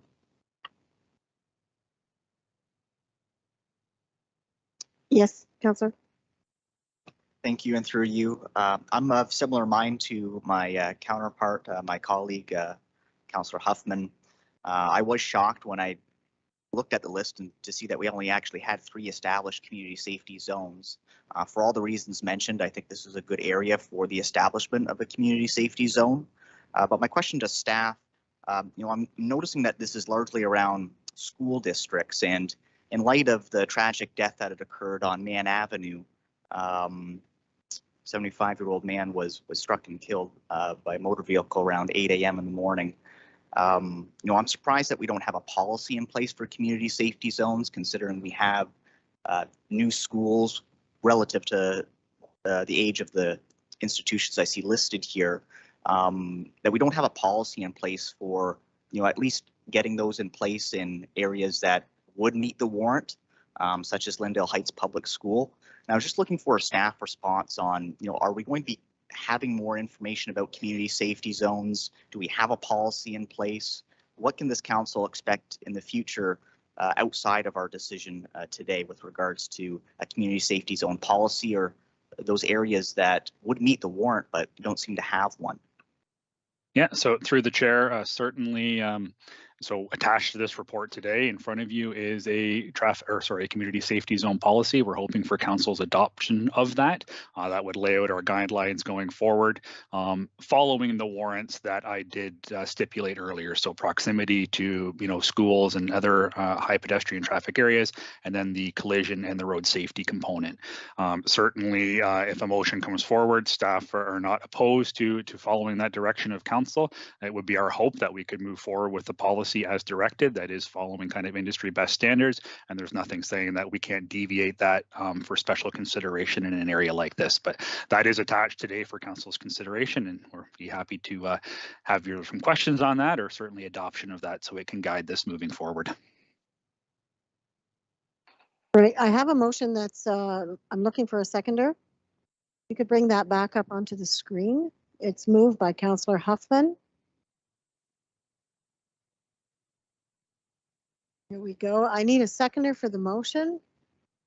Oh, excuse me, Councillor Rabbits.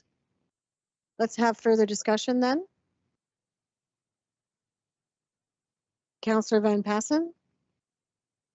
Thank you, Madam Chair. When I read what a community safety zone does, it allows you to increase the fines.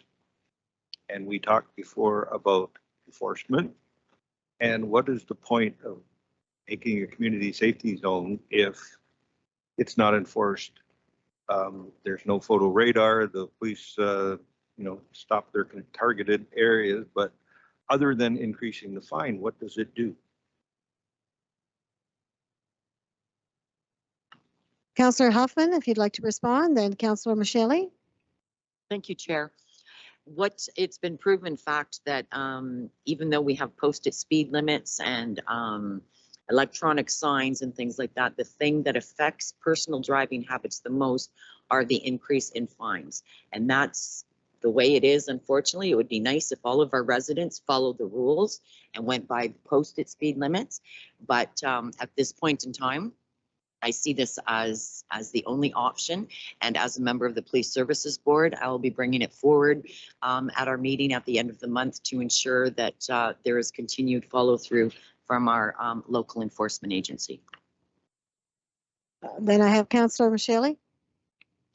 Thank you, Madam Chair. Through you to staff, it's my understanding, just because I've had some similar requests from a couple of hamlet areas in Ward 1 from constituents. I understand also that the community safety zones allow for specialized signage that is not permitted to be placed in other areas. So I'm feeling that that is an additional way to protect motorists and pedestrians. And I'm just, maybe I should ask staff if that is correct, because I do believe it is. Through the chair, the councillor is correct. I don't recall the exact signage off the top of my head, but yes, there is different signage that can be placed into a community safety zone. So it does add a heightened sense of awareness for drivers that would be entering that area.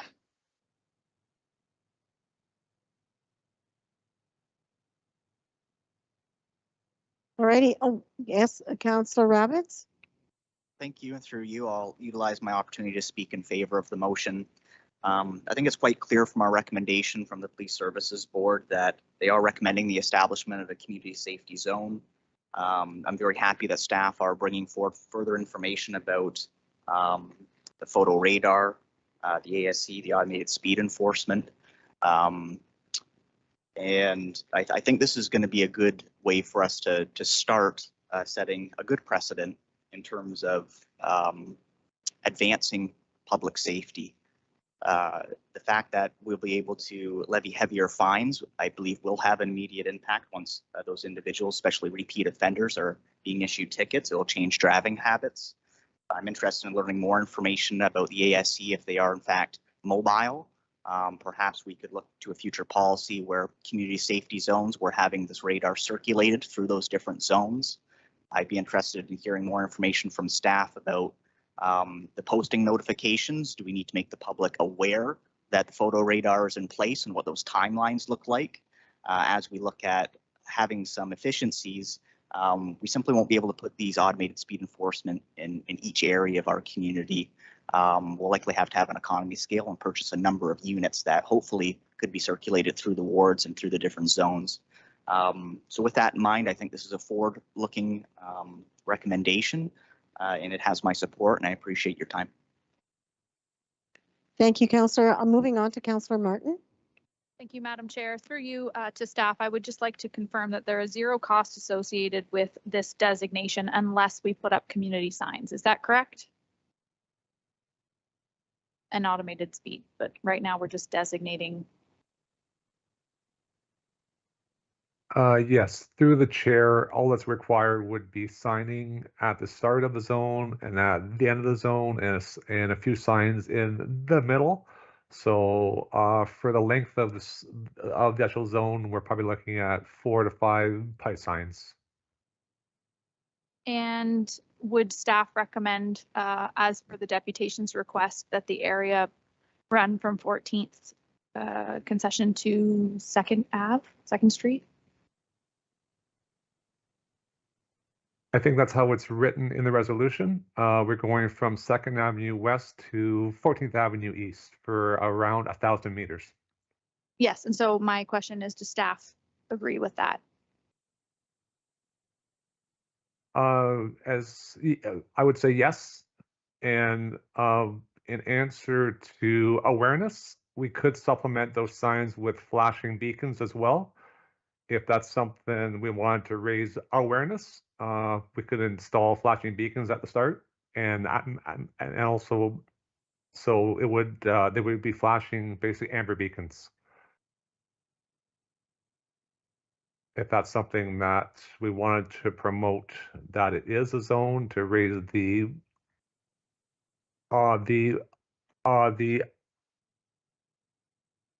awareness out there. And the cost for the flashing beacons, I believe, was roughly about $500 each. Okay, good discussion. Oh.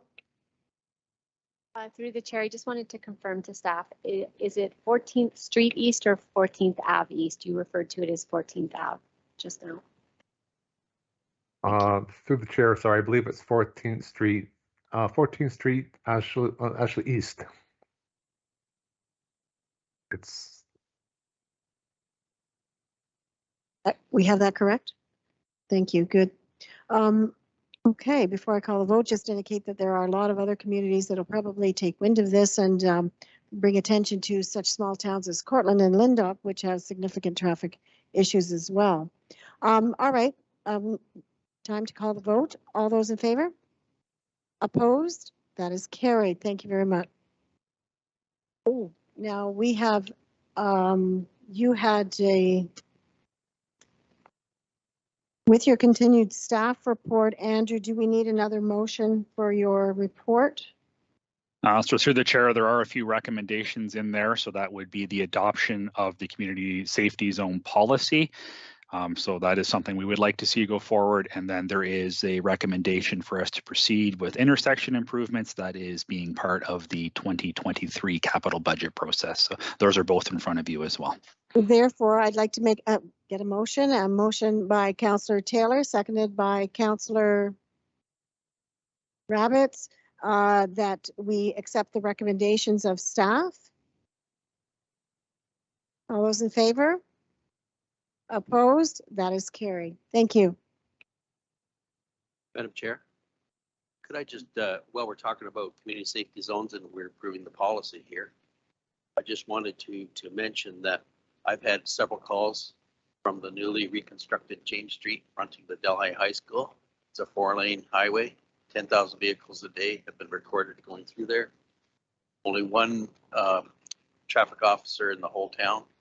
So it's heavily used and crosswalk there. And I just wonder if your department could take that into consideration in investigating opportunity to put a community safety zone in that location. Through the chair, that would need to be done through a notice of motion of the councillor. That would not just be a direction to look at it and have staff bring a report back. The motion on the floor was not to look at all the areas for the community safety zones at that time. That would be another report or recommendation that would come forward from staff. Okay, I'll talk to one of the staff on how to bring that up. Thanks. Thank you. Thank you, Andrew, and thank you, Mike. Moving right along now, we're moving over to 8.4, which is the operations division. We have a draft forestry conservation bylaw, 8.4.1, Ops 22-035. Bill, I'm going to move over to you, and then I think you're going to have Adam make a presentation. Yes, thank you, Madam Chair. Yeah, before I turn it over to Mr. Biddle, the supervisor of forestry, I'd just like to do some introductory notes here. Yeah, OPS 2205, the draft forestry bylaw.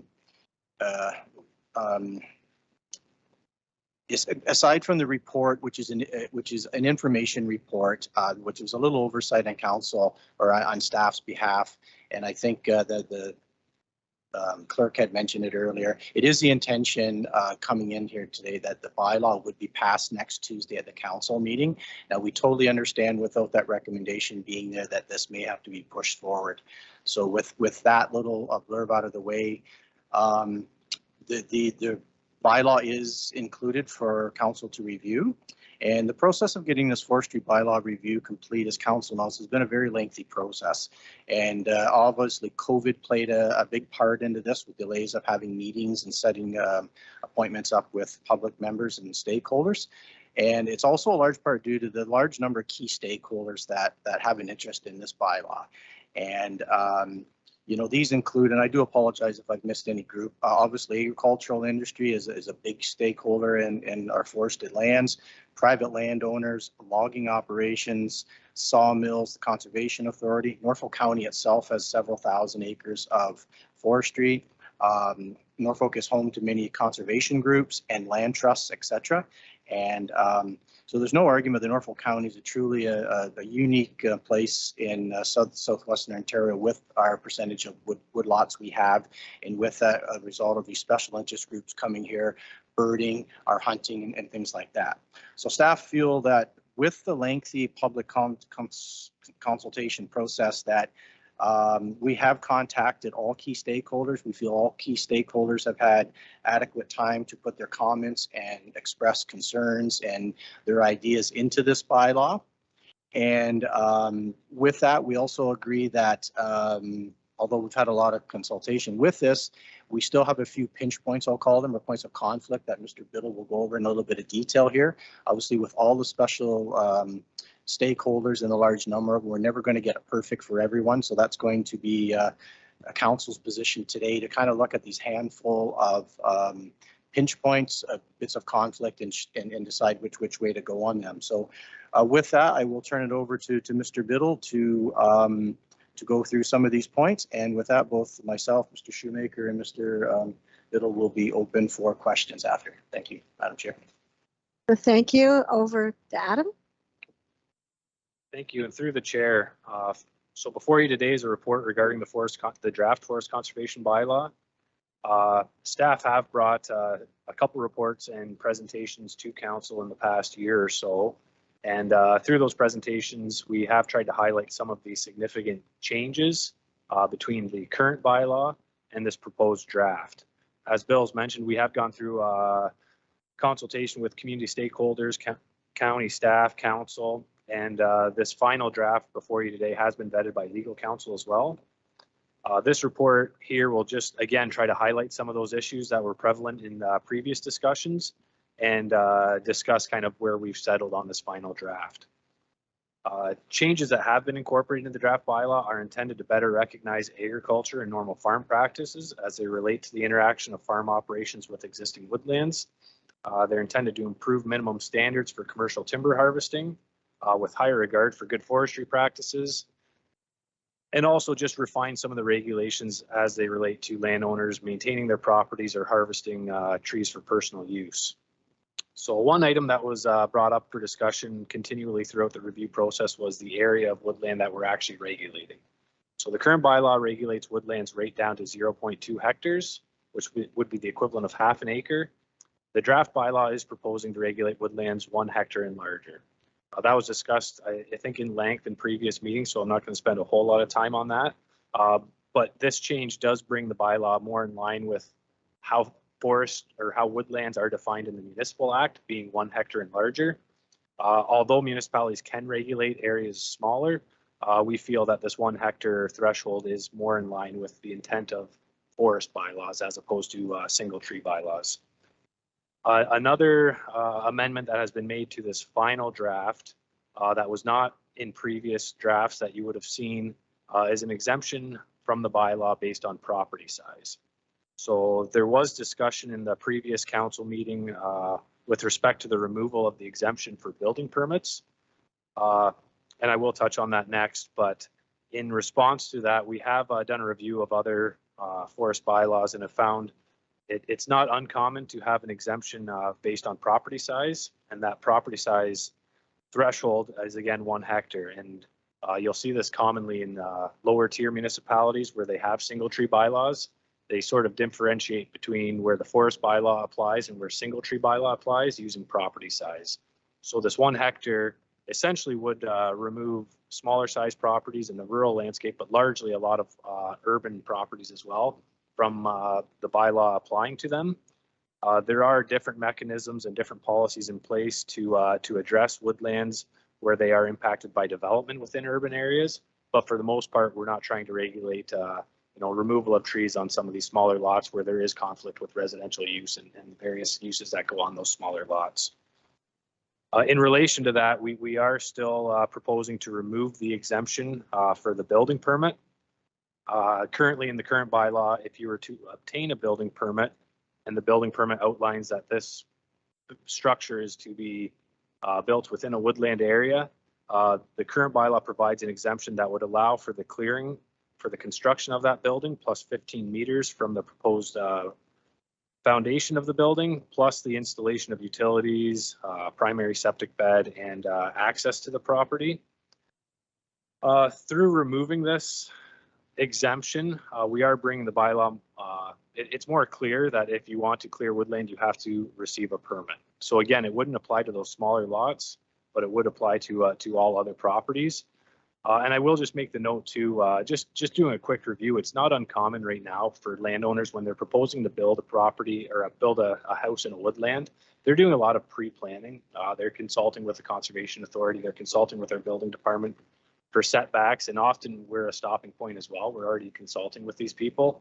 And it's not uncommon that oftentimes they want to either clear beyond what our current provisions allow, they want to clear beyond that 15 meters, or they just want to clear in advance of a building permit. So in those instances, landowners are already receiving a permit through our forest bylaw to build. So I don't think it's a huge change to what's currently in practice. We're also revising or clarifying the exemption for personal use. Currently, the bylaw allows for landowners to harvest trees for their own use, and it states 20 logs or 20 cords of firewood per year would be considered personal use. And just in reviewing that terminology, the 20 logs is really kind of ambiguous. It depends on what length the logs are, how the tree's processed. We're just clarifying that by saying 11 cords or 20 trees, whichever is greater. And both those measurements, 11 cords, you can measure that whether the wood's been processed or whether it's in full log form. And 20 trees is easily measurable just based on stump or what's been harvested. So it's just a little clearer for enforcement purposes. And those measurements are, we think, reasonable. The 11 cords in the hundreds of landowners I talk with, not many people are harvesting that much firewood for personal use anymore. In instances where that where landowners are harvesting that amount of firewood, a lot of times it's not for personal use and it is for sale. So we relate that more to commercial, and we would regulate that through permitting similar to any other commercial timber operation. Two other exemptions that have been added into the draft bylaw that are not in our current bylaw relate mostly to the agricultural sector and the maintenance of woodland edges, and also the exemption for normal farm practices. Those have been discussed at length, and in practice, we're not strictly regulating when landowners are maintaining a woodland edge. They want to do some brushing just to keep that constant encroachment of the woodland outward. We recognize that could be considered a normal farm practice. We've added it in to clarify that is acceptable, and we've kind of clarified by stating the age of tree that can be cleared along those edges so that there's no confusion. You're not pushing back that woodland edge. You're essentially just removing newer growth. The exemption for normal farm practice is inherent in the Farming, Food, Production and Protection Act, which states a municipal bylaw may not impede a normal farm practice. We've included in our bylaw for greater clarification and to recognize the agriculture sector in Norfolk County. We've also proposed to implement a harvest application fee. And again, this is mostly to address some of the administrative costs that go in with the bylaw enforcement. In a review of other areas, there are other areas that are currently charging harvest permit application fees, and we've seen in the range from $100 down to $20. This fee would be developed in conjunction with our financial team and would be proposed in the annual budget through our user fees. So that fee is not determined as part of this review, but it would be determined at budget time. The next two provisions relate strictly to commercial harvesting, where we are issuing a permit for harvest, and they mostly relate to logging contractors coming in and harvesting woodlot for service for a private landowner. We've made some revisions as far as with respect to what's being left behind after a harvest. We state residual stocking in measurement of basal area, so meters squared per hectare. Essentially what we're saying is in these revisions, if commercial harvest is taking place, there needs to be higher regard for the trees that are being left behind, especially with the presence of invasive species like we have emerald ash borer, beech bark disease. We constantly have invasive species coming in, and when a commercial harvest takes place and those species are being left behind in a woodland, currently it may meet the current stocking requirements for a commercial harvest, but it doesn't recognize that a lot of the trees being left behind are going to die within the next 10 years. So these changes essentially require that what's being left behind in the forest is going to be there in the next 15 years for another commercial harvest if possible. The next provision relates to harvesting in conifer plantations. Currently, under our current bylaw, if you wanted to do a commercial operation within a conifer plantation, you would be required to hire a professional forester, and that forester would develop a prescription, essentially say what's the best thing to do here, and that marking would be in accordance with that prescription. A lot of the times these plantation areas are very low value, and it's cost prohibitive to hire another consultant to come in and do this marking, do this prescription development. So what we've done is put conifer plantations kind of on the same footing as hardwood stands. We've implemented a residual stocking and saying any logging contractor, any landowner can mark to harvest in these areas, provided they meet this stocking requirement, similar to any other property. The stocking requirement is different, recognizing that plantation, they do just carry different stocking than a typical native hardwood stand. So as Bill mentioned, we have gone through consultation. It has been a bit of a lengthy process, a little bit compounded by COVID. But this bylaw is, it can be contentious, especially if there is a potential impact to a large amount of landowners. It has a potential impact to a whole industry, being the forest industry. So it is a very important piece of legislation that we have at the county, and it does support a thriving forest industry and a lot of local jobs. So we want to be careful when we make these revisions, but we also want to make sure that we're protecting forests for all the reasons stated at the start of the bylaw, for a healthy environment, for clean air, erosion control, wildlife, all those good reasons. So with that, the draft bylaw was attached to this report for your information and reading. We will be bringing this again, as Bill stated, next week to council, and we're hoping to have it approved. But I will turn it over to council if you have any questions on the report. Yes, I'm sure we'll have some. Councillor Columbus? Thank you, Madam Chair. The one thing that I've been getting calls about from landowners is enforcement. I noticed page 240 of the bylaw, draft bylaw. Item 10.2, an officer may at any reasonable time enter and inspect any land to determine whether this bylaw as an order or a condition of permit is being complied with. The concern is that with the biosecurity on farms, you know, like poultry operations and that type of thing, and liability to a landowner, their dog loose or something and bites an officer, they would like a heads up that the officer is coming to their property. They would like some communication before they enter the property. Is there any problem with that, incorporating that, Adam? Seems pretty simple to me, and I think it's the right thing to do. Through the chair, the wording you see in this enforcement section, a lot of this is pulled right from the Municipal Act. So at the end of the day, if we do need to do enforcement, we want to be able to get on a property and do enforcement. We fully respect biosecurity measures. A lot of times there's signs up at these properties. But in practicality, if we're entering onto a property, there is tree harvesting going on or some sort of clearing going on. Typically, there's people on site. It's more of a policy thing, and I think it would apply to almost all bylaws. We need to be able to enter properties and enforce, but certainly as a matter of just practice and day-to-day operations, we certainly would make the attempt to reach a landowner. If it's something that's not of an urgent matter, we would track the landowner and try and make contact before entering onto a property. More often than not, when we're entering onto a property, it's a permit's been issued, and it's just checking on the permit, checking on the operation, ongoing operation, and the landowner is aware of that. Not so sure the landowners would accept that statement, but anyway, let's see where it goes. Councillor Van Passen? Thank you, Madam Chair. I have a few questions for clarification. So if you'll indulge me a bit. I'm starting on page 232, which is 5 of 21 of the draft bylaw.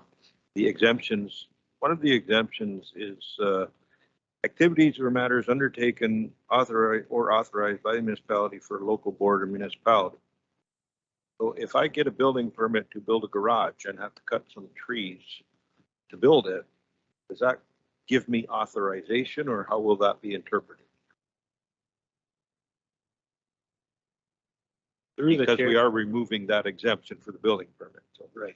So through the chair to Councillor Van Passen, the exemptions they can be broken down into two categories. There are mandatory exemptions, and they are stated in the bylaw or in the Municipal Act, and then there's the exemptions that the municipality just chooses to enter into. So the one you've brought up, activities or matters undertaken or authorized by a municipality or local board of a municipality, that is a mandatory exemption. So that is in the Municipal Act. That's, to my knowledge, been interpreted strictly to apply to our operations or contractors or operations acting strictly on our behalf, not necessarily a permit issued through the building permit that's being implemented for a private landowner or another contractor. A lot of these questions, doesn't matter what the answer is as long as there is one. So, and if we could skip to page 11 of 21, which is 238 of our agenda. There's some changes on the appeals committee. And I think the biggest one is if you had an order to discontinue activity, is the property owner no longer allowed to appeal that to the appeals committee? But it's no longer listed as something that the applicant or owner is allowed to appeal.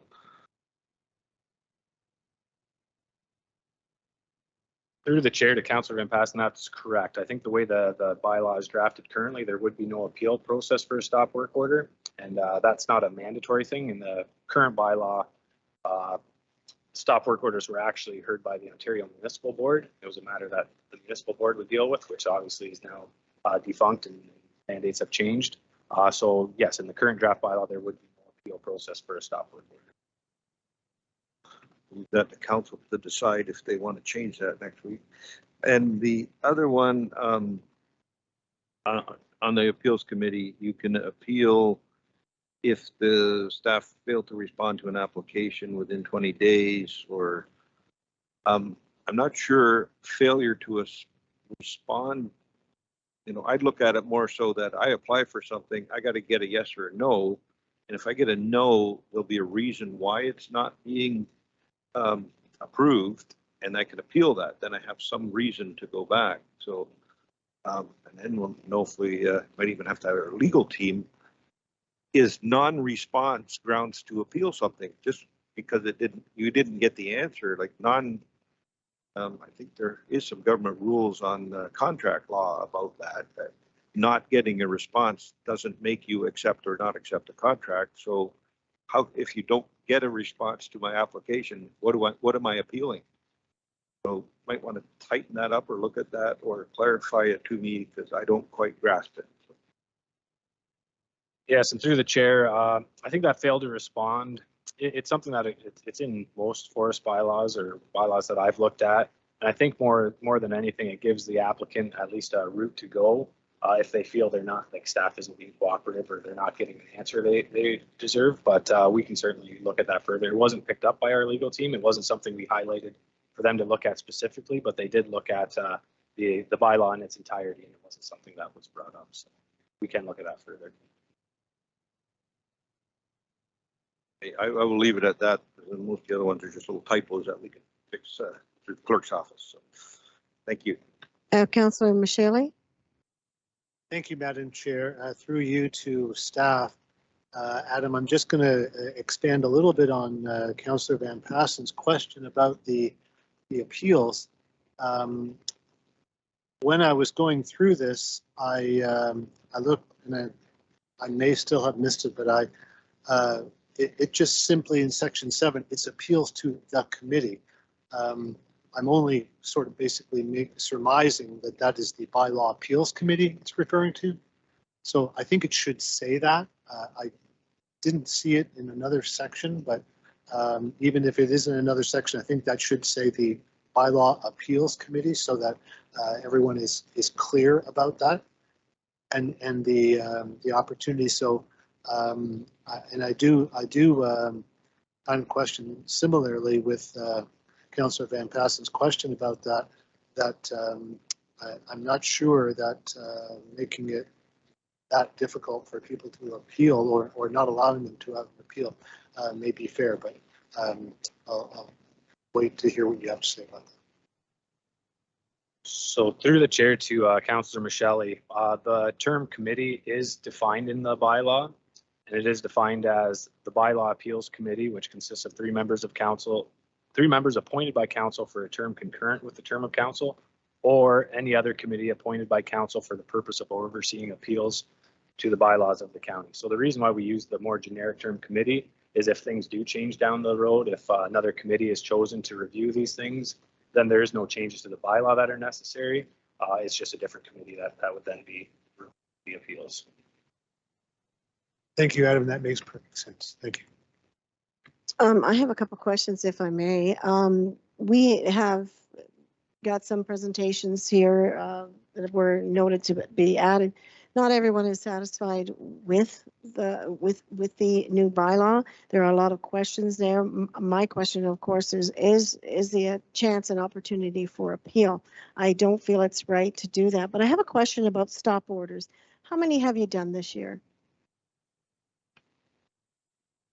I would need to check, but it's not a common occurrence. Typically, if we're issuing a stop work order, we come to a property and there's work going on that we feel is in contravention of a bylaw, and the stop work order is usually used to stop that work to allow for an investigation. Off the top of my head, this year we've maybe issued one, and an investigation would follow that. We typically lift the stop work order as early as we can. But having the ability to appeal that does cause some it causes some issues as far as allowing us to continue enforcement, investigation, and that sort of thing. So what you're saying is that a stop order can be put on, but those people can't appeal a stop order? Is that what you're telling me? yes, in the current draft, they would not be able to appeal. When we issue a stop work order, there is a start and end date. So there is an end date put on the stop work order. We typically try to make it within a 2-week window. So it's not on there for an exorbitantly long time, and we're not holding up any other operations. So by the time you make an appeal and lift that stop work order, it's typically already lifted. So we felt taking away that appeal process doesn't impact anyone. It would impact my rights and my freedom to do that is to appeal. So I would be kind of upset with that. The other thing is, are you going to take into consideration those that we received today? There were some more notes from Mr. Penner and the Townsend Lumber. Are you going to review those before giving us a final draft? Yep. So all the correspondence through the chairs, all the correspondence that was received last night, I did read a lot of that correspondence that did come across my email as well. And I wasn't seeing a lot of information that was new information. A lot of the things that were raised repeatedly throughout the review process. So I think a lot of that has been addressed. I think you're just hearing a lot of the same things come up repeatedly. Okay. A lot of this is subject to interpretation, like when someone goes out to a farm or to an area to take a look at what's going on. But the investigation must be intense. Is that correct? Through the chair, like whenever you're dealing with forests, and especially when you're bringing these matters before a court, things can get very convoluted when we're talking about basal area stalking, even tree species and all that sort of thing. Yes, it can get very muddy for the common layman. So investigations, we do try to take our time to spell things out very clearly. A lot of times it involves measurements, estimating trees per acre, trees per hectare, sample plots. So they can be intense, but generally speaking, we do have processes to follow that are streamlined, and we do undertake those investigations as quickly as possible. Mayor Chop, you had a question? Just following along with some of the concerns like you raised from Mr. Penner, I tend to agree with some of the questions that he's raised. 5.3 in terms of the marking of trees, that there should be some sort of standardization. The extension of the 7-day application, while we're now going to 20 days. And I certainly, I said it before and I'll say it again, without the building permit exemption remaining in, I won't be providing my support for approval of the bylaw. This council campaigned on reducing red tape. I pulled up my quote from the last meeting, and I'm not going to add another layer of bureaucracy that has not harmed Norfolk County in any way in the past. So I won't approve this bylaw without having that exemption that existed previously remain in it. Any further questions or concerns? I want to make sure that this new bylaw consists of having an appeal process. I think that's really, really important for anyone. So any further questions? If not, I'm sorry. Well, I'd move for a deferral for staff to come back to address Mr. Penner's concerns, the concerns of the appeal, as well as the building exemption, and present a new draft to council next week. Do I need a seconder for a deferral? Yes, I do. And it is Councillor Michele. Thank you. So we have a motion on the floor to defer this till we get further information and further things done. So yes, Councillor Van Passen. Mayor, again, on this technical thing, I got to look at the clerk. Is this deferring it or referring it back to staff to bring back those changes at the next meeting? Yeah, we can, it's fine as a referral. I was almost thinking maybe it's actually better, and as I said that, to do it to the next council in committee meeting. So there's an opportunity for the public again to provide their comments. Otherwise, I'm afraid that we'll come to the council and we won't have that additional time. So would be to refer it back for a new draft, incorporating those changes, as well as perhaps a memo addressing Mr. Penner's concerns as somebody that does have a vested interest in this to the council and committee meeting for October. Thank you. Councillor Michelle, are you in agreement? Through the chair, if I can just clarify, our next CIC meeting is not until November 16th with the new term of council.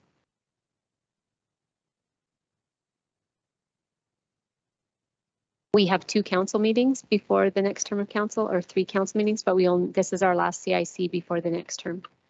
I don't know. What do you think then, Councillor Van Passen? I think that staff, we've been working on this for 2 years. I think they can throw together your requested information very quickly. The one is just reinserting what's in the old bylaw, the exemption, correct? And as well as the appeal process. So I think I have faith in our staff. They want this off their plate as much as we do. So again, I'd like to have some information on those other concerns by Mr. Penner, because I think some of them are quite valid as well. A number of them actually.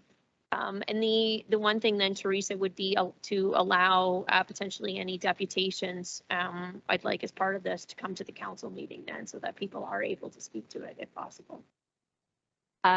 Through the chair to Mayor Chop, because this item will be added back as an actual agenda item on the agenda, people would have the right to deputate.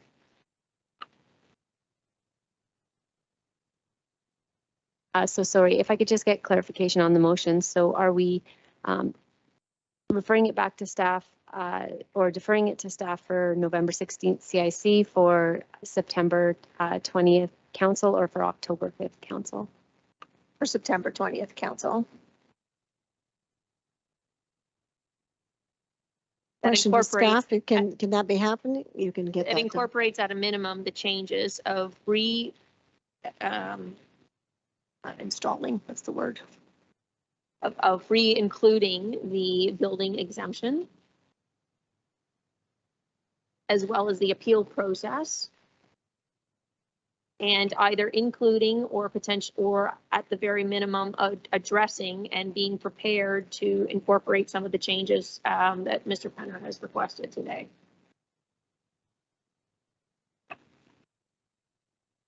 And that's fine with our seconder, Mr. Michelle? Yes, Madam Chair, I'm content with that. Thank you. With that, if there's no further discussion, I will call the vote. All those in favor? Opposed? That is carried. Thank you. Thank you. Moving along.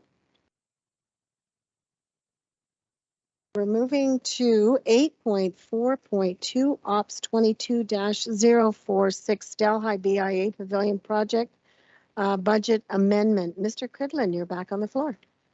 Thank you, Madam Mayor. And again, this report is the second good news story coming out of the Delhi BIA group.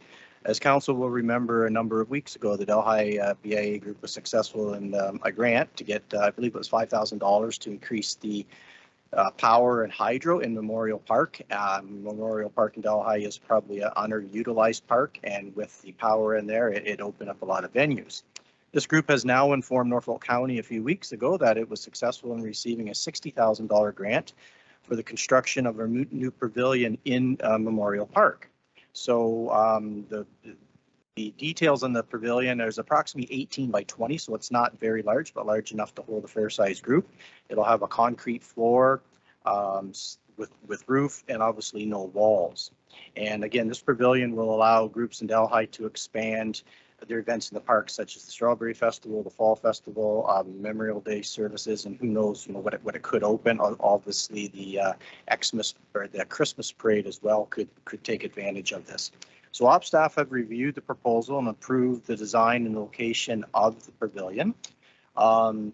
The BIA have also moved forward. I guess first, the project is not just a pavilion, it's also some minor landscaping, which will go around the building, some rocks and low maintenance shrubs. And the BIA hopes to have this completed before the memorial service of this year. So they've got to move along very quickly. And as such, we've already touched base with the building department, and I believe a building permit will be issued this week. We did a lot of work ahead of time. And staff will, BIA has also hired a qualified general contractor to lead the construction, and county staff will work will work with this general contractor to make things move along. Staff is starting to work on an MOU, just an understanding of what the group will do, which is pretty well everything, and then what the county will be responsible for, which is basically very little. So I think it's a good news story. The report also, operations staff have added $750 annually to our operating budget for things like extra garbage, hydro for the pavilion, any general little maintenance that may be done. And our finance folks have recommended that $2,000 a year be set aside for this building. So 30, 35 years down the road when the building needs replacing, there is a reserve fund. And just as of yesterday, I had a conversation with a representative from the BIA, and they threw us a curveball, but it was a good curveball. Maybe Councillor Columbus can talk through their minute or their meeting. They have recommended that the BIA put $500 a year aside for this. So I've spoken with finance staff, Kathy and Amy in particular. So I think after this, if council does approve the construction pavilion, and we'll let Councillor Columbus maybe talk a little bit on what the BIA had planned in case I misunderstood it. We may bring another report back very quickly to say it won't be $2,000 a year the county will set aside. It will be $1,500, and then the other $500 will be made up by the BIA. So I think it just gets to be a better deal. And I think with that, I'll quit talking and I'll turn it over to County Council for any questions they may have, and hopefully Councillor Columbus can clarify what the Delhi BIA has plans for reserves. Well, I agree with you, Bill. That is a good news story on two accounts. Councillor Columbus. Just thanks, Madam Chair. And as the council representative to the Delhi BIA, just wanted to say that things have been kind of slow moving forward in the last 2 or 3 years because of COVID. But this BIA group in Delhi is all fired up to make things happen in the business district. That's what their mandate is. So really pleased to hear that this project's coming together. It is $60,000 worth of economic development dollars that they managed to secure. I think it's from the provincial government. And the $500 per year, that has been discussed at the Delhi BIA meetings, and that's what they wanted to put aside for future maintenance. Although the building itself is very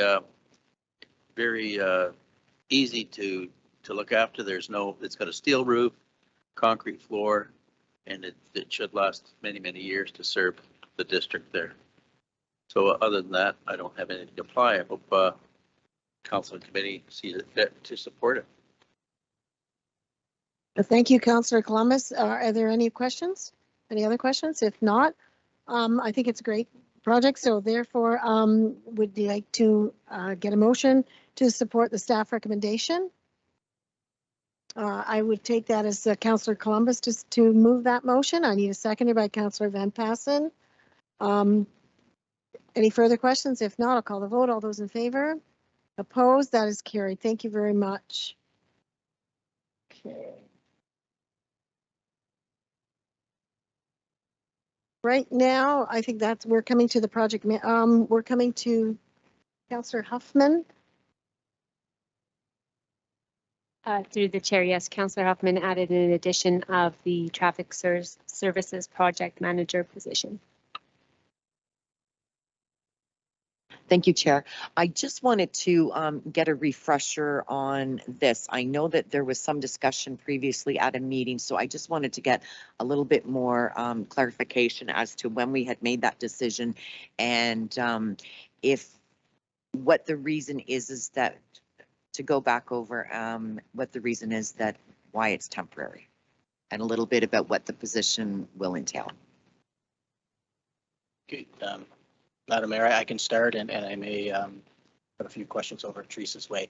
I believe this started back in November of last year, and it was to do with the paid parking program. And I'll give all credit to Teresa and her group. That she looked in through the budget. There were a number of parking studies and parking initiatives. So we kind of took all the money and put together. That's how we rolled out the comprehensive parking study, which we haven't cut off the ground yet this year, but the RFP will hit the market, I'm told, next week, and it'll be for 12 months. We've also, as council knows, we've got the paid parking study off the ground, and we're doing great, things working with development applications. It was all parking. And the individual we had for that position left the county. So we did repost in the summer and got very little interest. And I think it was the summer holidays. So that posting is out now again. So it is temporary only till July, because that is when I believe the funds will run out and we will have a lot of the parking issues. We're a little behind in the study, but they'll at least have 6, 7, 8 months of that in. And we hope to we will have to come back to council in May with the success we've had with this position, because the position also deals with crossing guards. We did a new crossing guard contract this year. We also put a new crossing guard location in at St. Joe's Public School.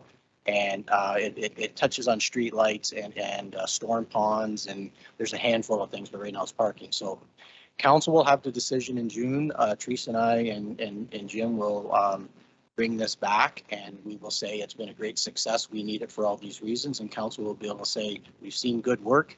Here's a full-time position, or we're not buying it, or maybe you want to put a spin on it and make it leave it as parking and drop the other stuff. Council will have a little play with that. So that's why it's only good to June, because I believe that's when the funds are up. So we're good till June, and we'll be back in April or May with a report and seeing which way we want to go.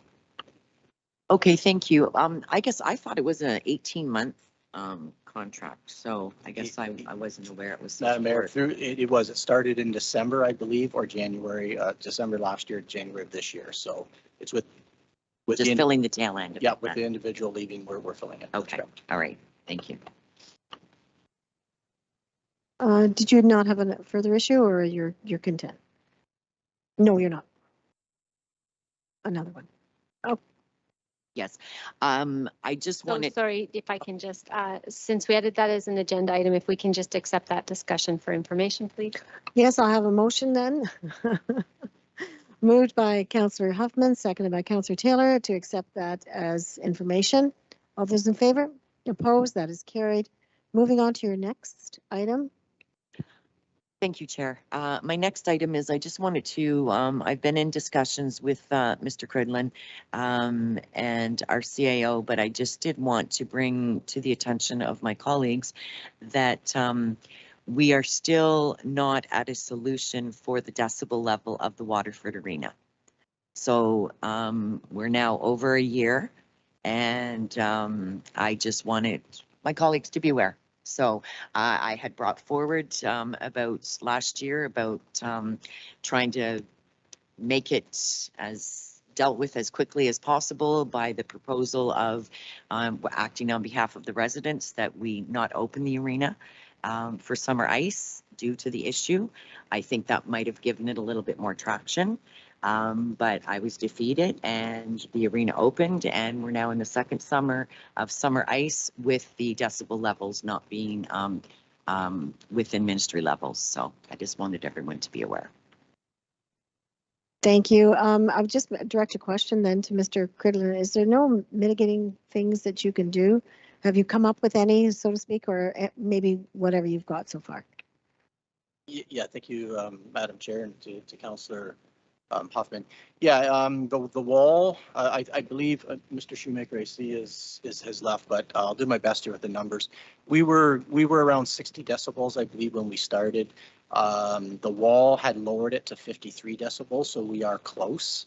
And what we are in the process of doing now is we're looking at the equipment itself. There's a number of things we can do with fans, and I'm not the technical person with the condensers, but we feel fairly confident that with a couple of these additions, we can lower it to the 50.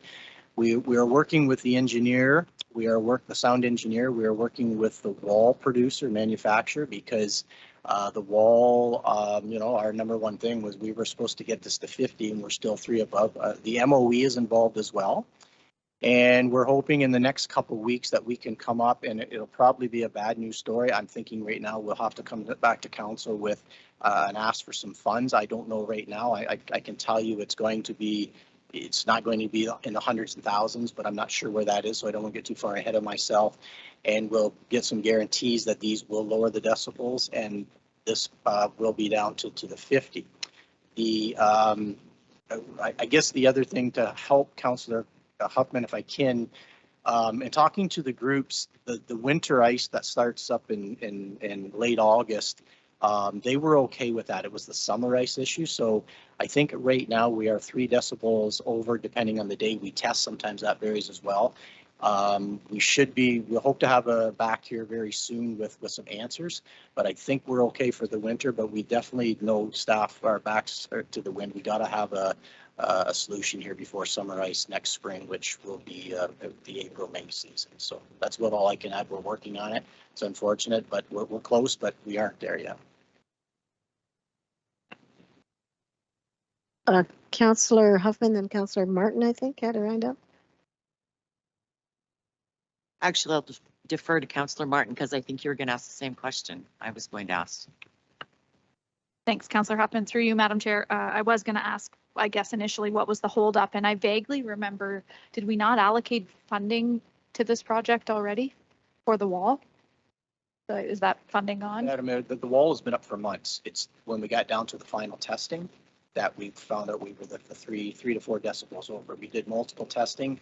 Their background, I'm not an engineer in sound at all, but there's background, so sometimes that can be a little more, sometimes it's a little less, but we're not the 50 mark at these people's back doors. So sorry, all of the funding went to the wall though, and now there's nothing left. And that is correct. The wall was put up within budget. However, we're looking at other options how to bring it down the extra couple decibels. Okay, thank you.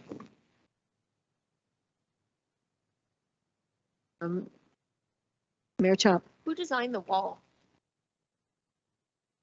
To the chair, I believe it was a company named Durlocks, and maybe I should see if Todd's here. He dealt with that, but it was a manufacturer of walls. I think it's Durlocks or something, but I can get counsel. So was it not part of the contract with them, knowing what decibels they had to reduce this to, that didn't form part of the agreement? If that's what they do and we contracted them to do that job and they haven't been successful, is that our problem or theirs? Through the chair, it's a good question, Mayor Chop. They had all the information that was given to them, and the engineer who designed, or the engineer who suggested the wall, we're in talks with them daily, and we're trying to get an answer. I mean, we did drop it 8, 9. I'm going to watch my numbers here without it, but we're still 3 above in the last time we tested. Well, I'd be interested before staff came back to ask council for more money for this, to understand what the terms were in that contract and what their obligations were. Clearly, this must be the field of work that they do, and so they should be held to reducing it to the decibels that they were required to. Through the chair, we agree that'll be part of the report if we have to come back on the next steps that needed and an explanation as why.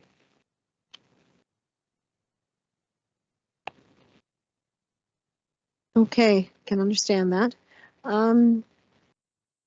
That's for information only. We don't need a motion on anything. That's correct. We will, because we added it to the agenda, we'll have to do something with that item. So I would suggest we accept it for information. Thank you. I'd like a motion to accept this as information, moved by Councillor Taylor, seconded by Councillor Huffman. All those in favor, opposed, carried. Sorry, push the button. And a little more housekeeping. I neglected 4.2, and 4.2 of consent items was the summary of bid awards for the period ending August the 23rd, CS-22-151. Yes.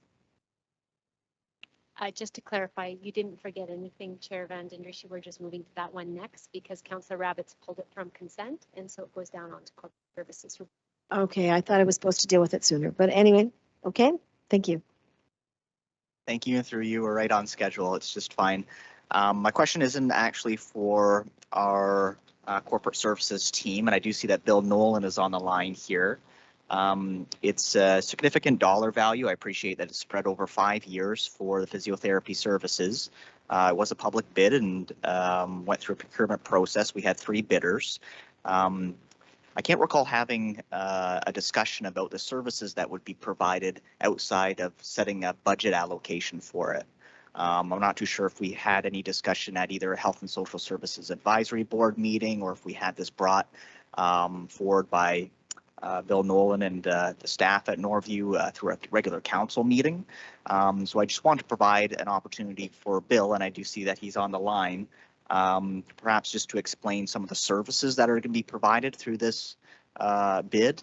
And I would appreciate from staff afterwards what information will be public after a bid is approved, just in case there were individuals that were in business with physiotherapy and were curious as to what services were being provided. They would have had the opportunity to get the bid package, but I just want some information from staff after the bid's approved, if they could do some fact finding, what would be public information after the fact.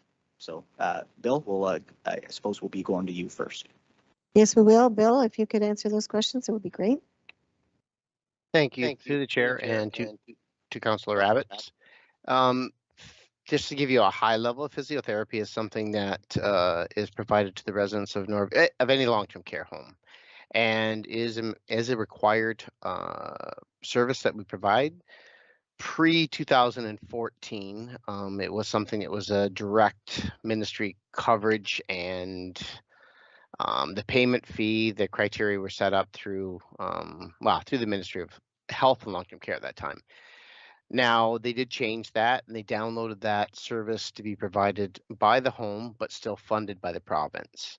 And then again, it has to be renewed, which is the case of where we are with this contract that we did an RFP for, as Councillor Abbott did state. And we've had some very good success with some of the residents of Norview. It actually, for things that we take for granted, such as walking, exercising, things like that, with the residents, because of some of their limited mobility, some of their limited abilities, Physio has enhanced personal programs that actually will provide them with that ability to keep stretching, keep moving. And we have actually, and I can't release names, but we've actually had in the past where we've had a resident or two that were deemed long-term care appropriate, and they actually, through the rehabilitation program through Physio, actually were able to leave the Norview building on their own and go back to living in their own homes in the public. So it is successful, but just with the fact of when it comes to the residents, they need that mobility to keep moving, and it's such a widespread approach that what the Physio does for them, it enhances everything that they do daily. It enhances appetite, it enhances attitude, and enhances a lot of things that they need. So that's basically the high level of the reason why all long-term care homes are expected to have Physio. I hope that kind of answers Councillor Abbott's question. I know when it comes to the public knowledge, I will turn that over to the purchasing experts as to what is released afterwards. But if there's any other questions from Councillor Rabbits or members of council, I can try to answer them now. Thank you, Bill. That satisfies my curiosity on your end, and I appreciate your time and being here today. Thank you. I also have a question from Councillor Huffman. Thank you, Chair. Not a question so much as a comment. That what you just shared with us is a tremendously great news story. So I really encourage staff to bring these types of wonderful stories forward more often so that we can share them with everybody and let them know that some of the great programs and what's happening at Norfolk County. So hats off to you guys. It sounds like it's a wonderful program and very beneficial. Thank you. Question, Councillor Columbus. Yes, I don't know if we're done with the Norview item, but I just wanted to question the Teeterville Bridge. Okay. And my question is, how soon will that removal of that bridge be taking place? And which staff or which department is going to oversee or supervise the removal of that structure that's over top of the Long Point Conservation Authority Dam? Okay, I'd like to finish with this item first, I think, if you don't mind, Mike, Councillor Columbus. I'm going to refer to you, Madam Clerk. Am I to get a motion here to finish with the consent item 4.2? So through the chair, first off, I wanted to just note that I believe there's a response from Kathy that Councillor Rabbits is still awaiting from on his question. And Councillor Columbus's question is related to the same item. There were 3 items on this, so I think after Kathy responds, it would be appropriate to address Councillor Columbus's question. And then after we're done discussing all 3 of these then portions of this one consent item, we could accept the recommendation. Yeah, my apologies, Councillor Columbus, you were correct. There was more than one item in it. We are waiting for. So I think Kathy may have a response to Councillor. Oh, Kathy's right there. Kathy, that would be great. Thank you. Thank you, Madam Chair, and through the chair to Councillor Rabbits. So the bid was in the market for 4 weeks. Not sure. I believe there was 2 addendums, so it was a little longer than normal. And we did have 5 registered bidders at the time. As far as what's actually released to the public, my specialist, Karen Jagg, she's away on a conference right now, so I'm not 100% sure, but I would imagine that any successful results are on the vendor's site, but I will double check that much. Yes, Councillor Rabbits. Thank you, and through you, even if after the fact, just a quick memo or even an email to councillors to help me steer public inquiries into the right direction of what is publicly available for the information would suffice. Thank you. Thank you. Then moving on to the next question, back to you, Councillor Columbus. Thank you, Madam Chair. And my question was with respect to the Peterbilt Bridge Dam superstructure removal. And my question is with respect to how soon will that be happening? And what staff will oversee the project, or is it our bridge consultant that will oversee the project? And lastly, has there been communication with the LPRCA so that being that it's associated with the dam, that there's some communication going on with the LPRCA on this removal? Someone from staff can address that? Yeah, so through the chair, the work will be commencing here very shortly now that we are moving towards award. And yes, we've been working very closely with the Conservation Authority to ensure that we are all on the same page. This will be overseen through our consultant that was on board, but also our staff will have a presence to ensure that everything is done according to our plan. Perfect, nice, concise comment. Thank you. That answers that question. Any further questions on any of the other bids? If not, I'll call the motion to accept this. Need a mover, please? Councillor Michele, seconded by Councillor Martins. All those in favor? Opposed? That is carried. Thank you.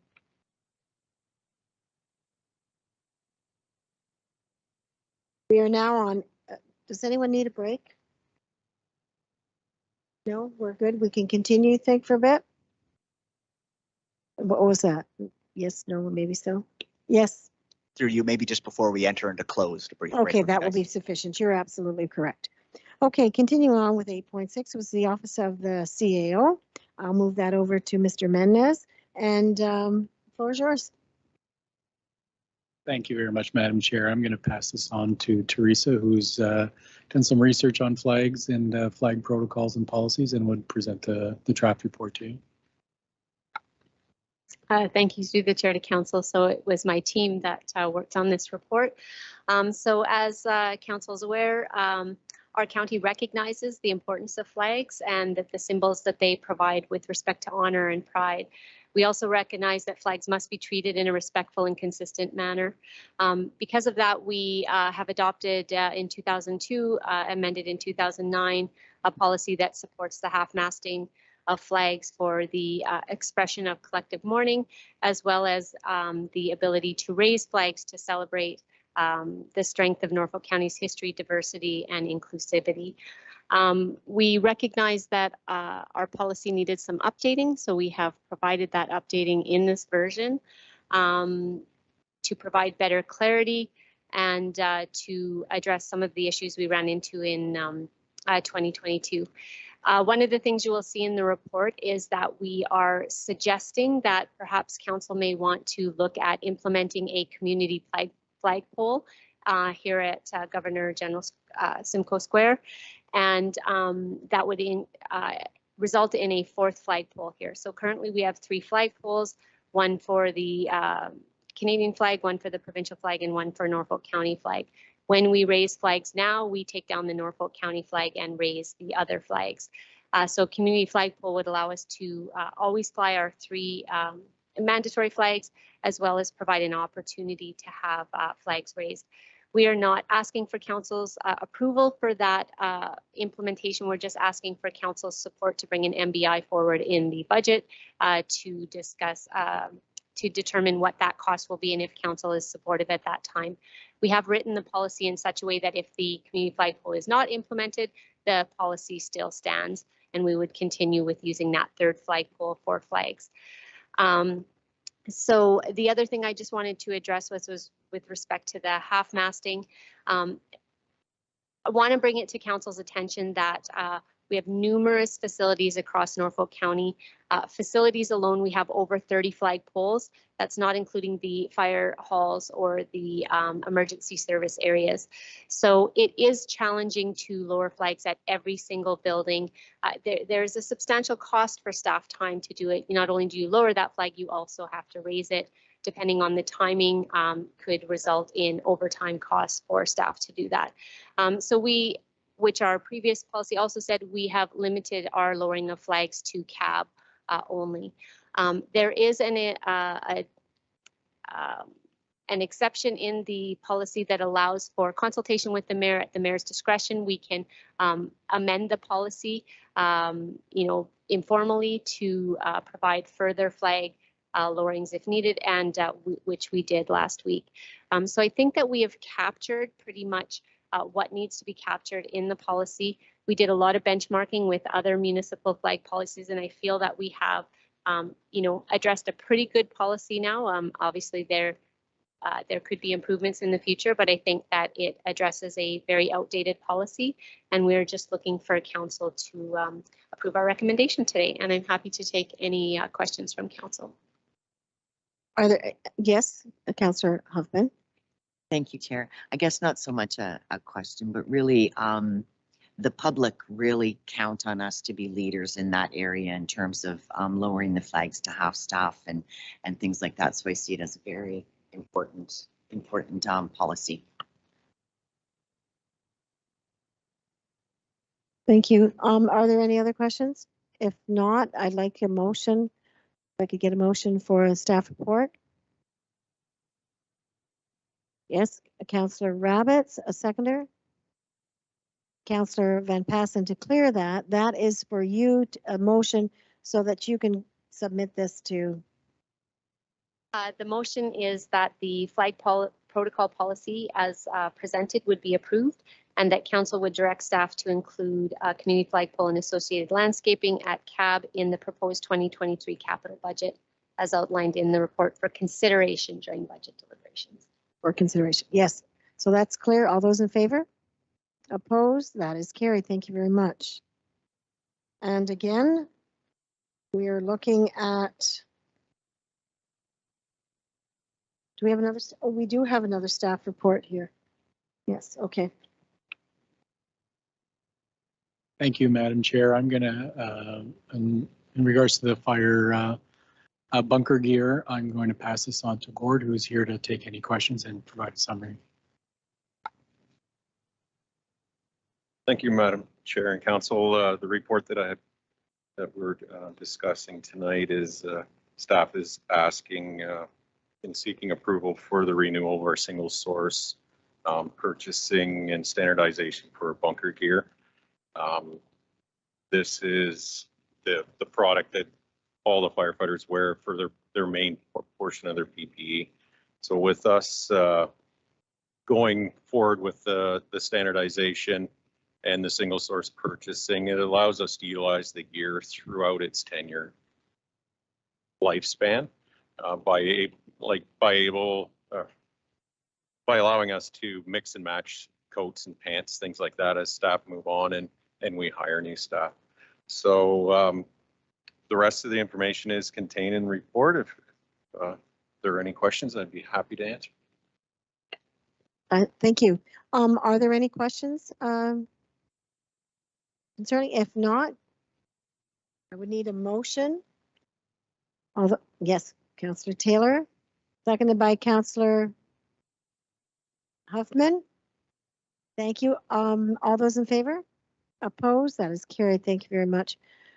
We have one more item under your bailiwick here, and that is 8.6.3, federal holiday declared. And I think I'm referring that to you, or yes, thank you.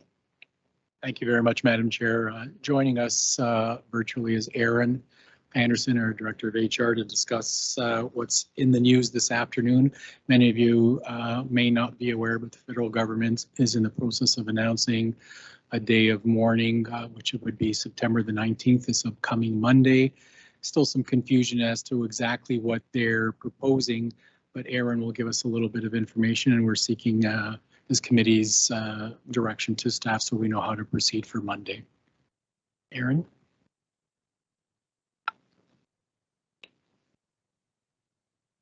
You're muted, Aaron.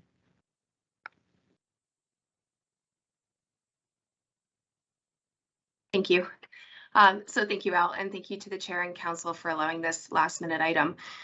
So as Al mentioned earlier today, the Prime Minister Justin Trudeau announced that Monday, September 19th, the day of Queen Elizabeth II's funeral, will be a federal holiday and a day of mourning. And all federal workers will be notified that they get the day off. There's reports that Prime Minister Trudeau is working to coordinate with the provinces and territories to declare this holiday. Later this afternoon, the province of Ontario announced that they are not following suit and they will not be declaring September 19th as a public holiday. But they will be recognizing the death of the Queen, just not doing so by way of statutory holiday.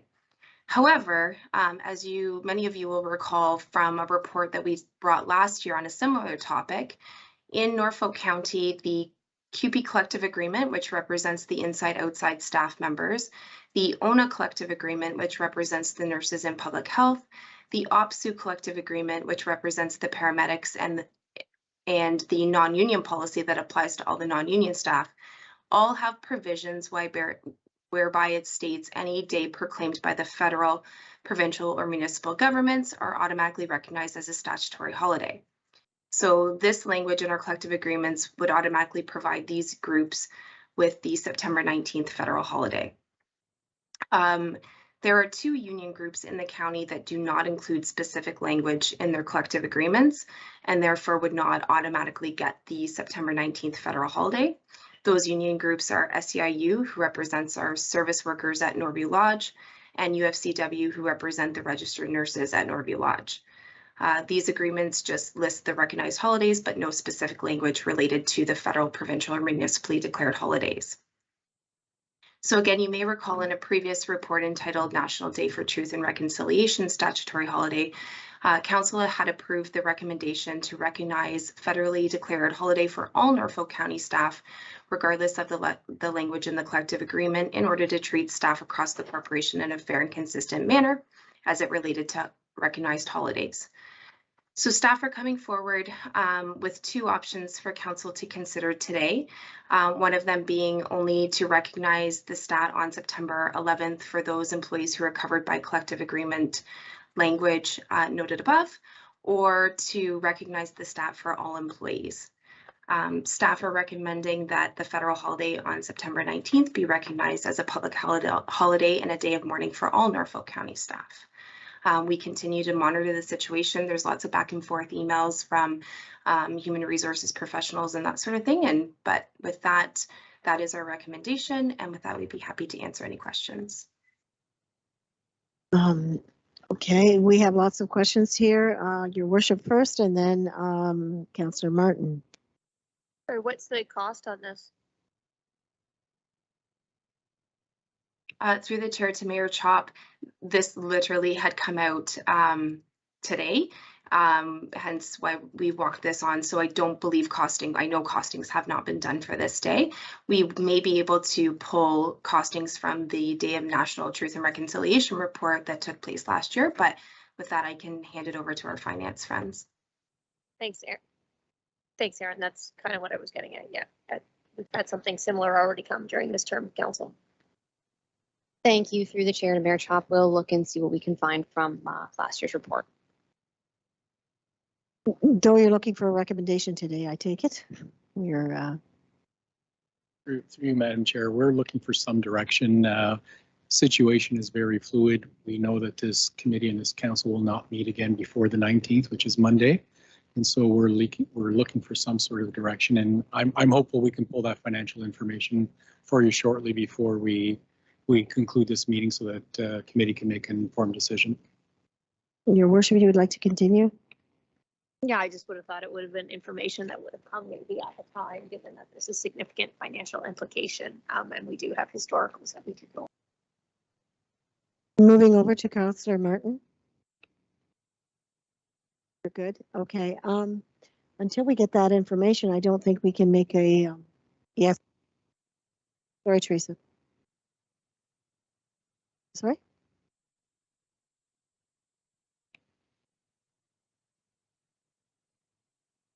I'm seeing things now. Alrighty, under this, what we will have to do then is we have to continue. Pardon? For you, Madam Chair, I would recommend we go into closed, let staff pull the appropriate information. Then when we come back into open, we can provide committee with that information. Okay, absolutely. So what we're going to do is put that on hold for a minute. So we're going to take a 10-minute break. Then we're going to come back and then make the motion to go in. Through the chair, just before we go into closed or take the break, could we do announcements? We got motions, notice of motions and announcements. Could we just take care of those three things first? Right, yeah, let's do that. Okay, notice of motion then. Are there any notices of motion? If not, seeing none, I will move over to any announcements as any, oh, yes, we'll start with Councillor Huffman.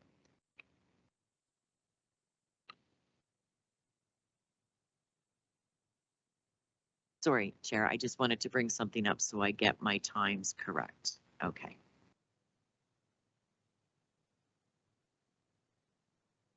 As council is aware, we put a placeholder in our budget at the beginning of our term, and that was a placeholder for funds for the Waterford skate park. Things are moving along swimmingly, and that all of those funds should, we've just about raised everything. Now, there is an event this Sunday. It is being held at the Waterford Legion Pavilion, Branch 123. And it's called Join Us at Our Come Kick It Park, Build Fundraiser and Barbecue with Silent and Live Auction. The Shrubberies will be playing a 3-hour set. There will be food provided by JP's Barbecue. There is a live auction, a silent auction, and a lot of chance for visiting with members of the community. Tickets are $65 each, and there is a tax receipt included in that. So if you're interested, shoot me a message or contact the Waterford Skate Park, and hopefully we can get a few more bodies there. The numbers are looking good, but we would appreciate any supports that the community can offer us. Thank you. Thank you. Any other announcements? Councillor Van Passen. Thank you, Madam Chair. A couple of weeks ago, I had the pleasure of attending the Norfolk County Fire Department's pump competition in Cortland. Very well organized event with lots of games and equipment for the kids to play with. And of course, the firefighters had to go through the routine and show us their stuff. We had a few crews from Norfolk and a few more from other municipalities. And I would like to say that the overall winners of the competition was Station 11 from Victoria. So I thought I'd make that comment. Thank you. Bragging aside, I'd like to make an announcement that Langton Fair returns again. The Langton is the North Walsingham Agricultural and School Fair, which our schools get to have a little bit of a break and come and participate with all that fun. So that will be happening September 21st So anybody who's around town or Langton can come on down and participate. You can even walk in the parade. Thank you. Okay, moving right along then. If we can, oh, excuse me, Councillor Van Passen. Thank you, Madam Chair. The other comment I would like to make is welcome everybody into the big city of Walsh for the Donnybrook Fair. Will be happening this weekend. Thank you. Absolutely. We can't miss the Donnybrook Fair and don those earmuffs and see that derby kind of thing. Okay. Yes. If I may, we do have the information before we're going to close if we'd like to conclude that item. Sorry, and if I may jump in, I apologize. I'm a stickler for process. I realize that I actually didn't write this walk on the agenda chair notes for the chair, so we didn't actually add it to the agenda. So if we could get a motion of council to add the recently announced September 19th federal holiday to today's agenda, that would make me feel much better. Thank you. Okay, we're going to get a motion to to do that. Moved by Councillor Michelle, seconded by Councillor Rabbits. All those in favor of adding it? Opposed? That is carried. So we're all legal now. We're coming back to it. Okay. So thank you, Madam Chair, through you. Based on the report that was submitted earlier last year in regards to Truth and Reconciliation, the estimated cost at that time to provide that holiday for all of our staff was approximately $82,000 for the day. So 8 to 82,000. So we're looking at approximately the same amount. About the same. Okay. What are your thoughts then, councillors? Councillor Huffman? Thank you, Chair. Well, my understanding is, correct me if I'm mistaken, Aaron, but there are only 2 groups that would be excluded from this being a necessity that this holiday is provided to them, correct? Through the chair to Councillor Huffman, that is correct. We have 6 unions. 4 of them are covered, 2 are not. Okay. I mean, I obviously, you need to be conscious, fiscally responsible, but it also, we're only looking at, that's for all employees, correct? Al, okay, so is there a breakdown as to what it is just for those 2 groups that aren't eligible? Because to me, those are really the dollars that we're looking at, because the other dollars we're committed to, because it's through their collective agreement that they get this statutory holiday. So what the question is that those 2 groups, what is it costing out for them, for us to pay for them to have the day? Aaron, you've got that information. Yeah, I just pulled up the previous report. So as Al mentioned, option 1 that recognizes it for all staff is 82,000. Option 2 that recognizes it only for those that were obligated to under their collective agreements. The cost estimate was 47,000.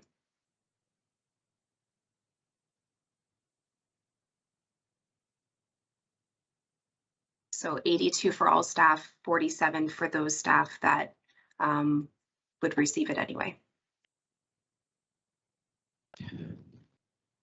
Okay, thank you very much for that clarification. Yes, which makes it a very difficult situation, but at the end of the day, staff morale is very important to everyone. So if we can have further discussion on this, Councillor Rabbits.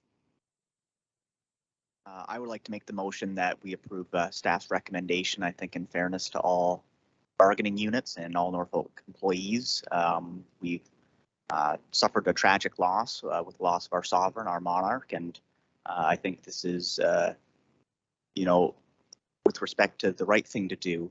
I know we all want to be fiscally conservative and we want to be responsible with our choices of scarce resources and scarce dollars, but with that in mind, I think the right thing to do is to offer this holiday and an opportunity to mourn to all of our staff members. So I would be in support of staff's recommendation. Are you making that a motion? I have a mover on the floor. I am. I'm seeking a seconder as well, please. Seeking a seconder first, and then we'll have debate. I need a seconder. Councillor Huffman. Yes, now we can have some questions. Your worship. I just want clarification, Aaron, on the last time with the Truth and Reconciliation. I thought there was, did we make everybody take that particular day, or did we allow them to use that as a day as they saw fit throughout the year? Through the chair to Mayor Chop, that was one of the options, but at the end of the day, we declared it on that particular day. But by having it such that they could take the day at any point in time throughout the year, which wouldn't necessarily force overtime payments then on that particular day, would that not reduce that cost? I'm just going back to that previous report, and what we had commented was that was a risk from a labor relations perspective because it was declared on that day. What we had proposed is a floater holiday, not even sure that we, from a labor relations perspective, have the ability to do that. But yes, when we did the cost estimate on that, it looks like it was 32,000. Sorry, what would be the labor relations concern? If you're giving the employee the choice, you're actually giving them more liberty than forcing them to take a particular day. We haven't, through the chair to Mayor Chop, we haven't really explored that in great depth. So I'm not sure that I want to comment and on that right now, but I'm happy to look into that further. Just out of curiosity, would that not cause more costs because you're trying to figure out who's going to come on board working that day and who's not, and which departments? Would that not cause a bit of extra legwork as well? No, because some employees then would take a different day off. Operations still need to continue in county.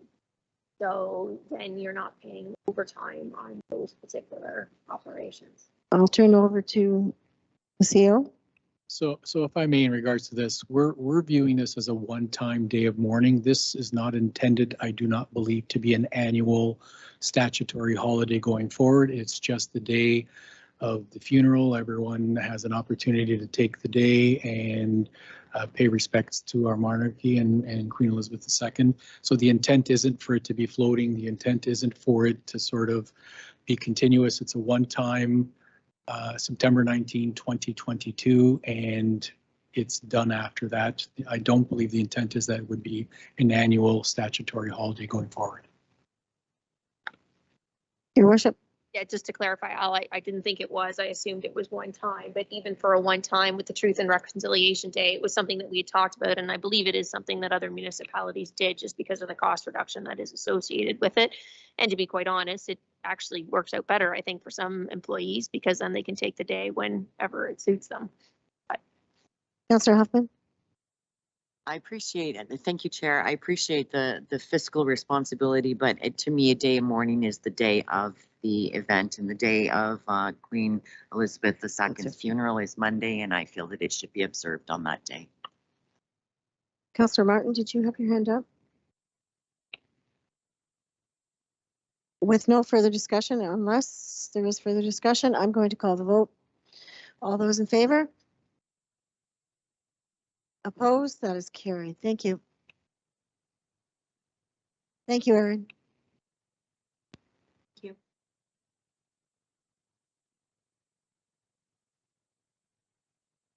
Am I correct in saying that we can get a motion to go in closed session and then we'll take a break?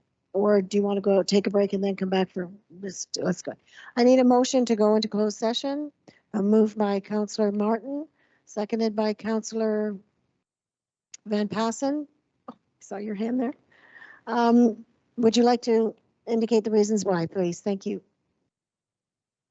Through the chair, that committee enter into closed session at 4:57 p.m. pursuant to section 239 2E, F, and K of the Municipal Act 2001 as amended. As the subject matters pertain to a litigation or potential litigation, including matters before administrative tribunals affecting the municipality or local board, advice that is subject to solicitor-client privilege, including communications necessary for that purpose, a position plan, procedure, criteria, or instruction to be applied to any negotiations carried on or to be carried on by or on behalf of the municipality or local board. Thank you. With that, I'll call the vote. All those in favor? Opposed? That is carried. Thank you. We'll take 10 minutes. Is that sufficient time? We'll take a 10-minute break. Thank you. 4:58. 4:58.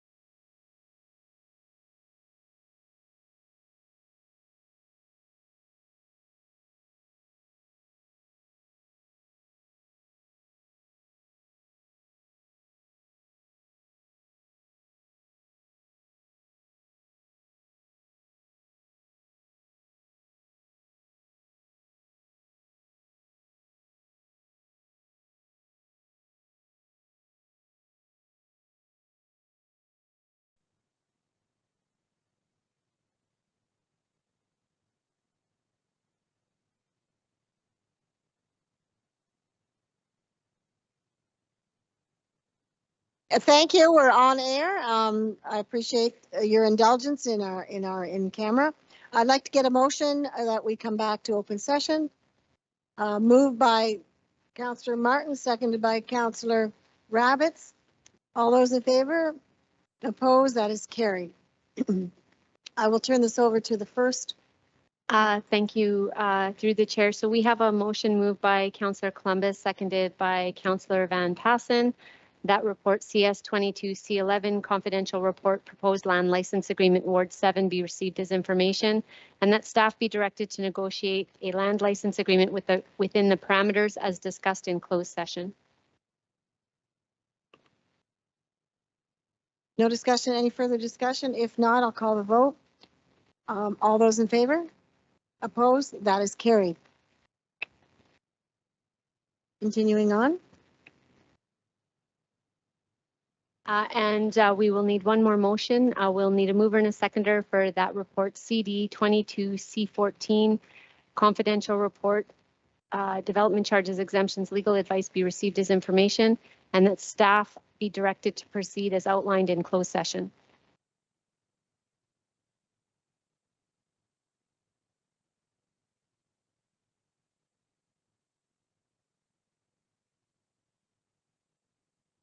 I didn't have the mic on either.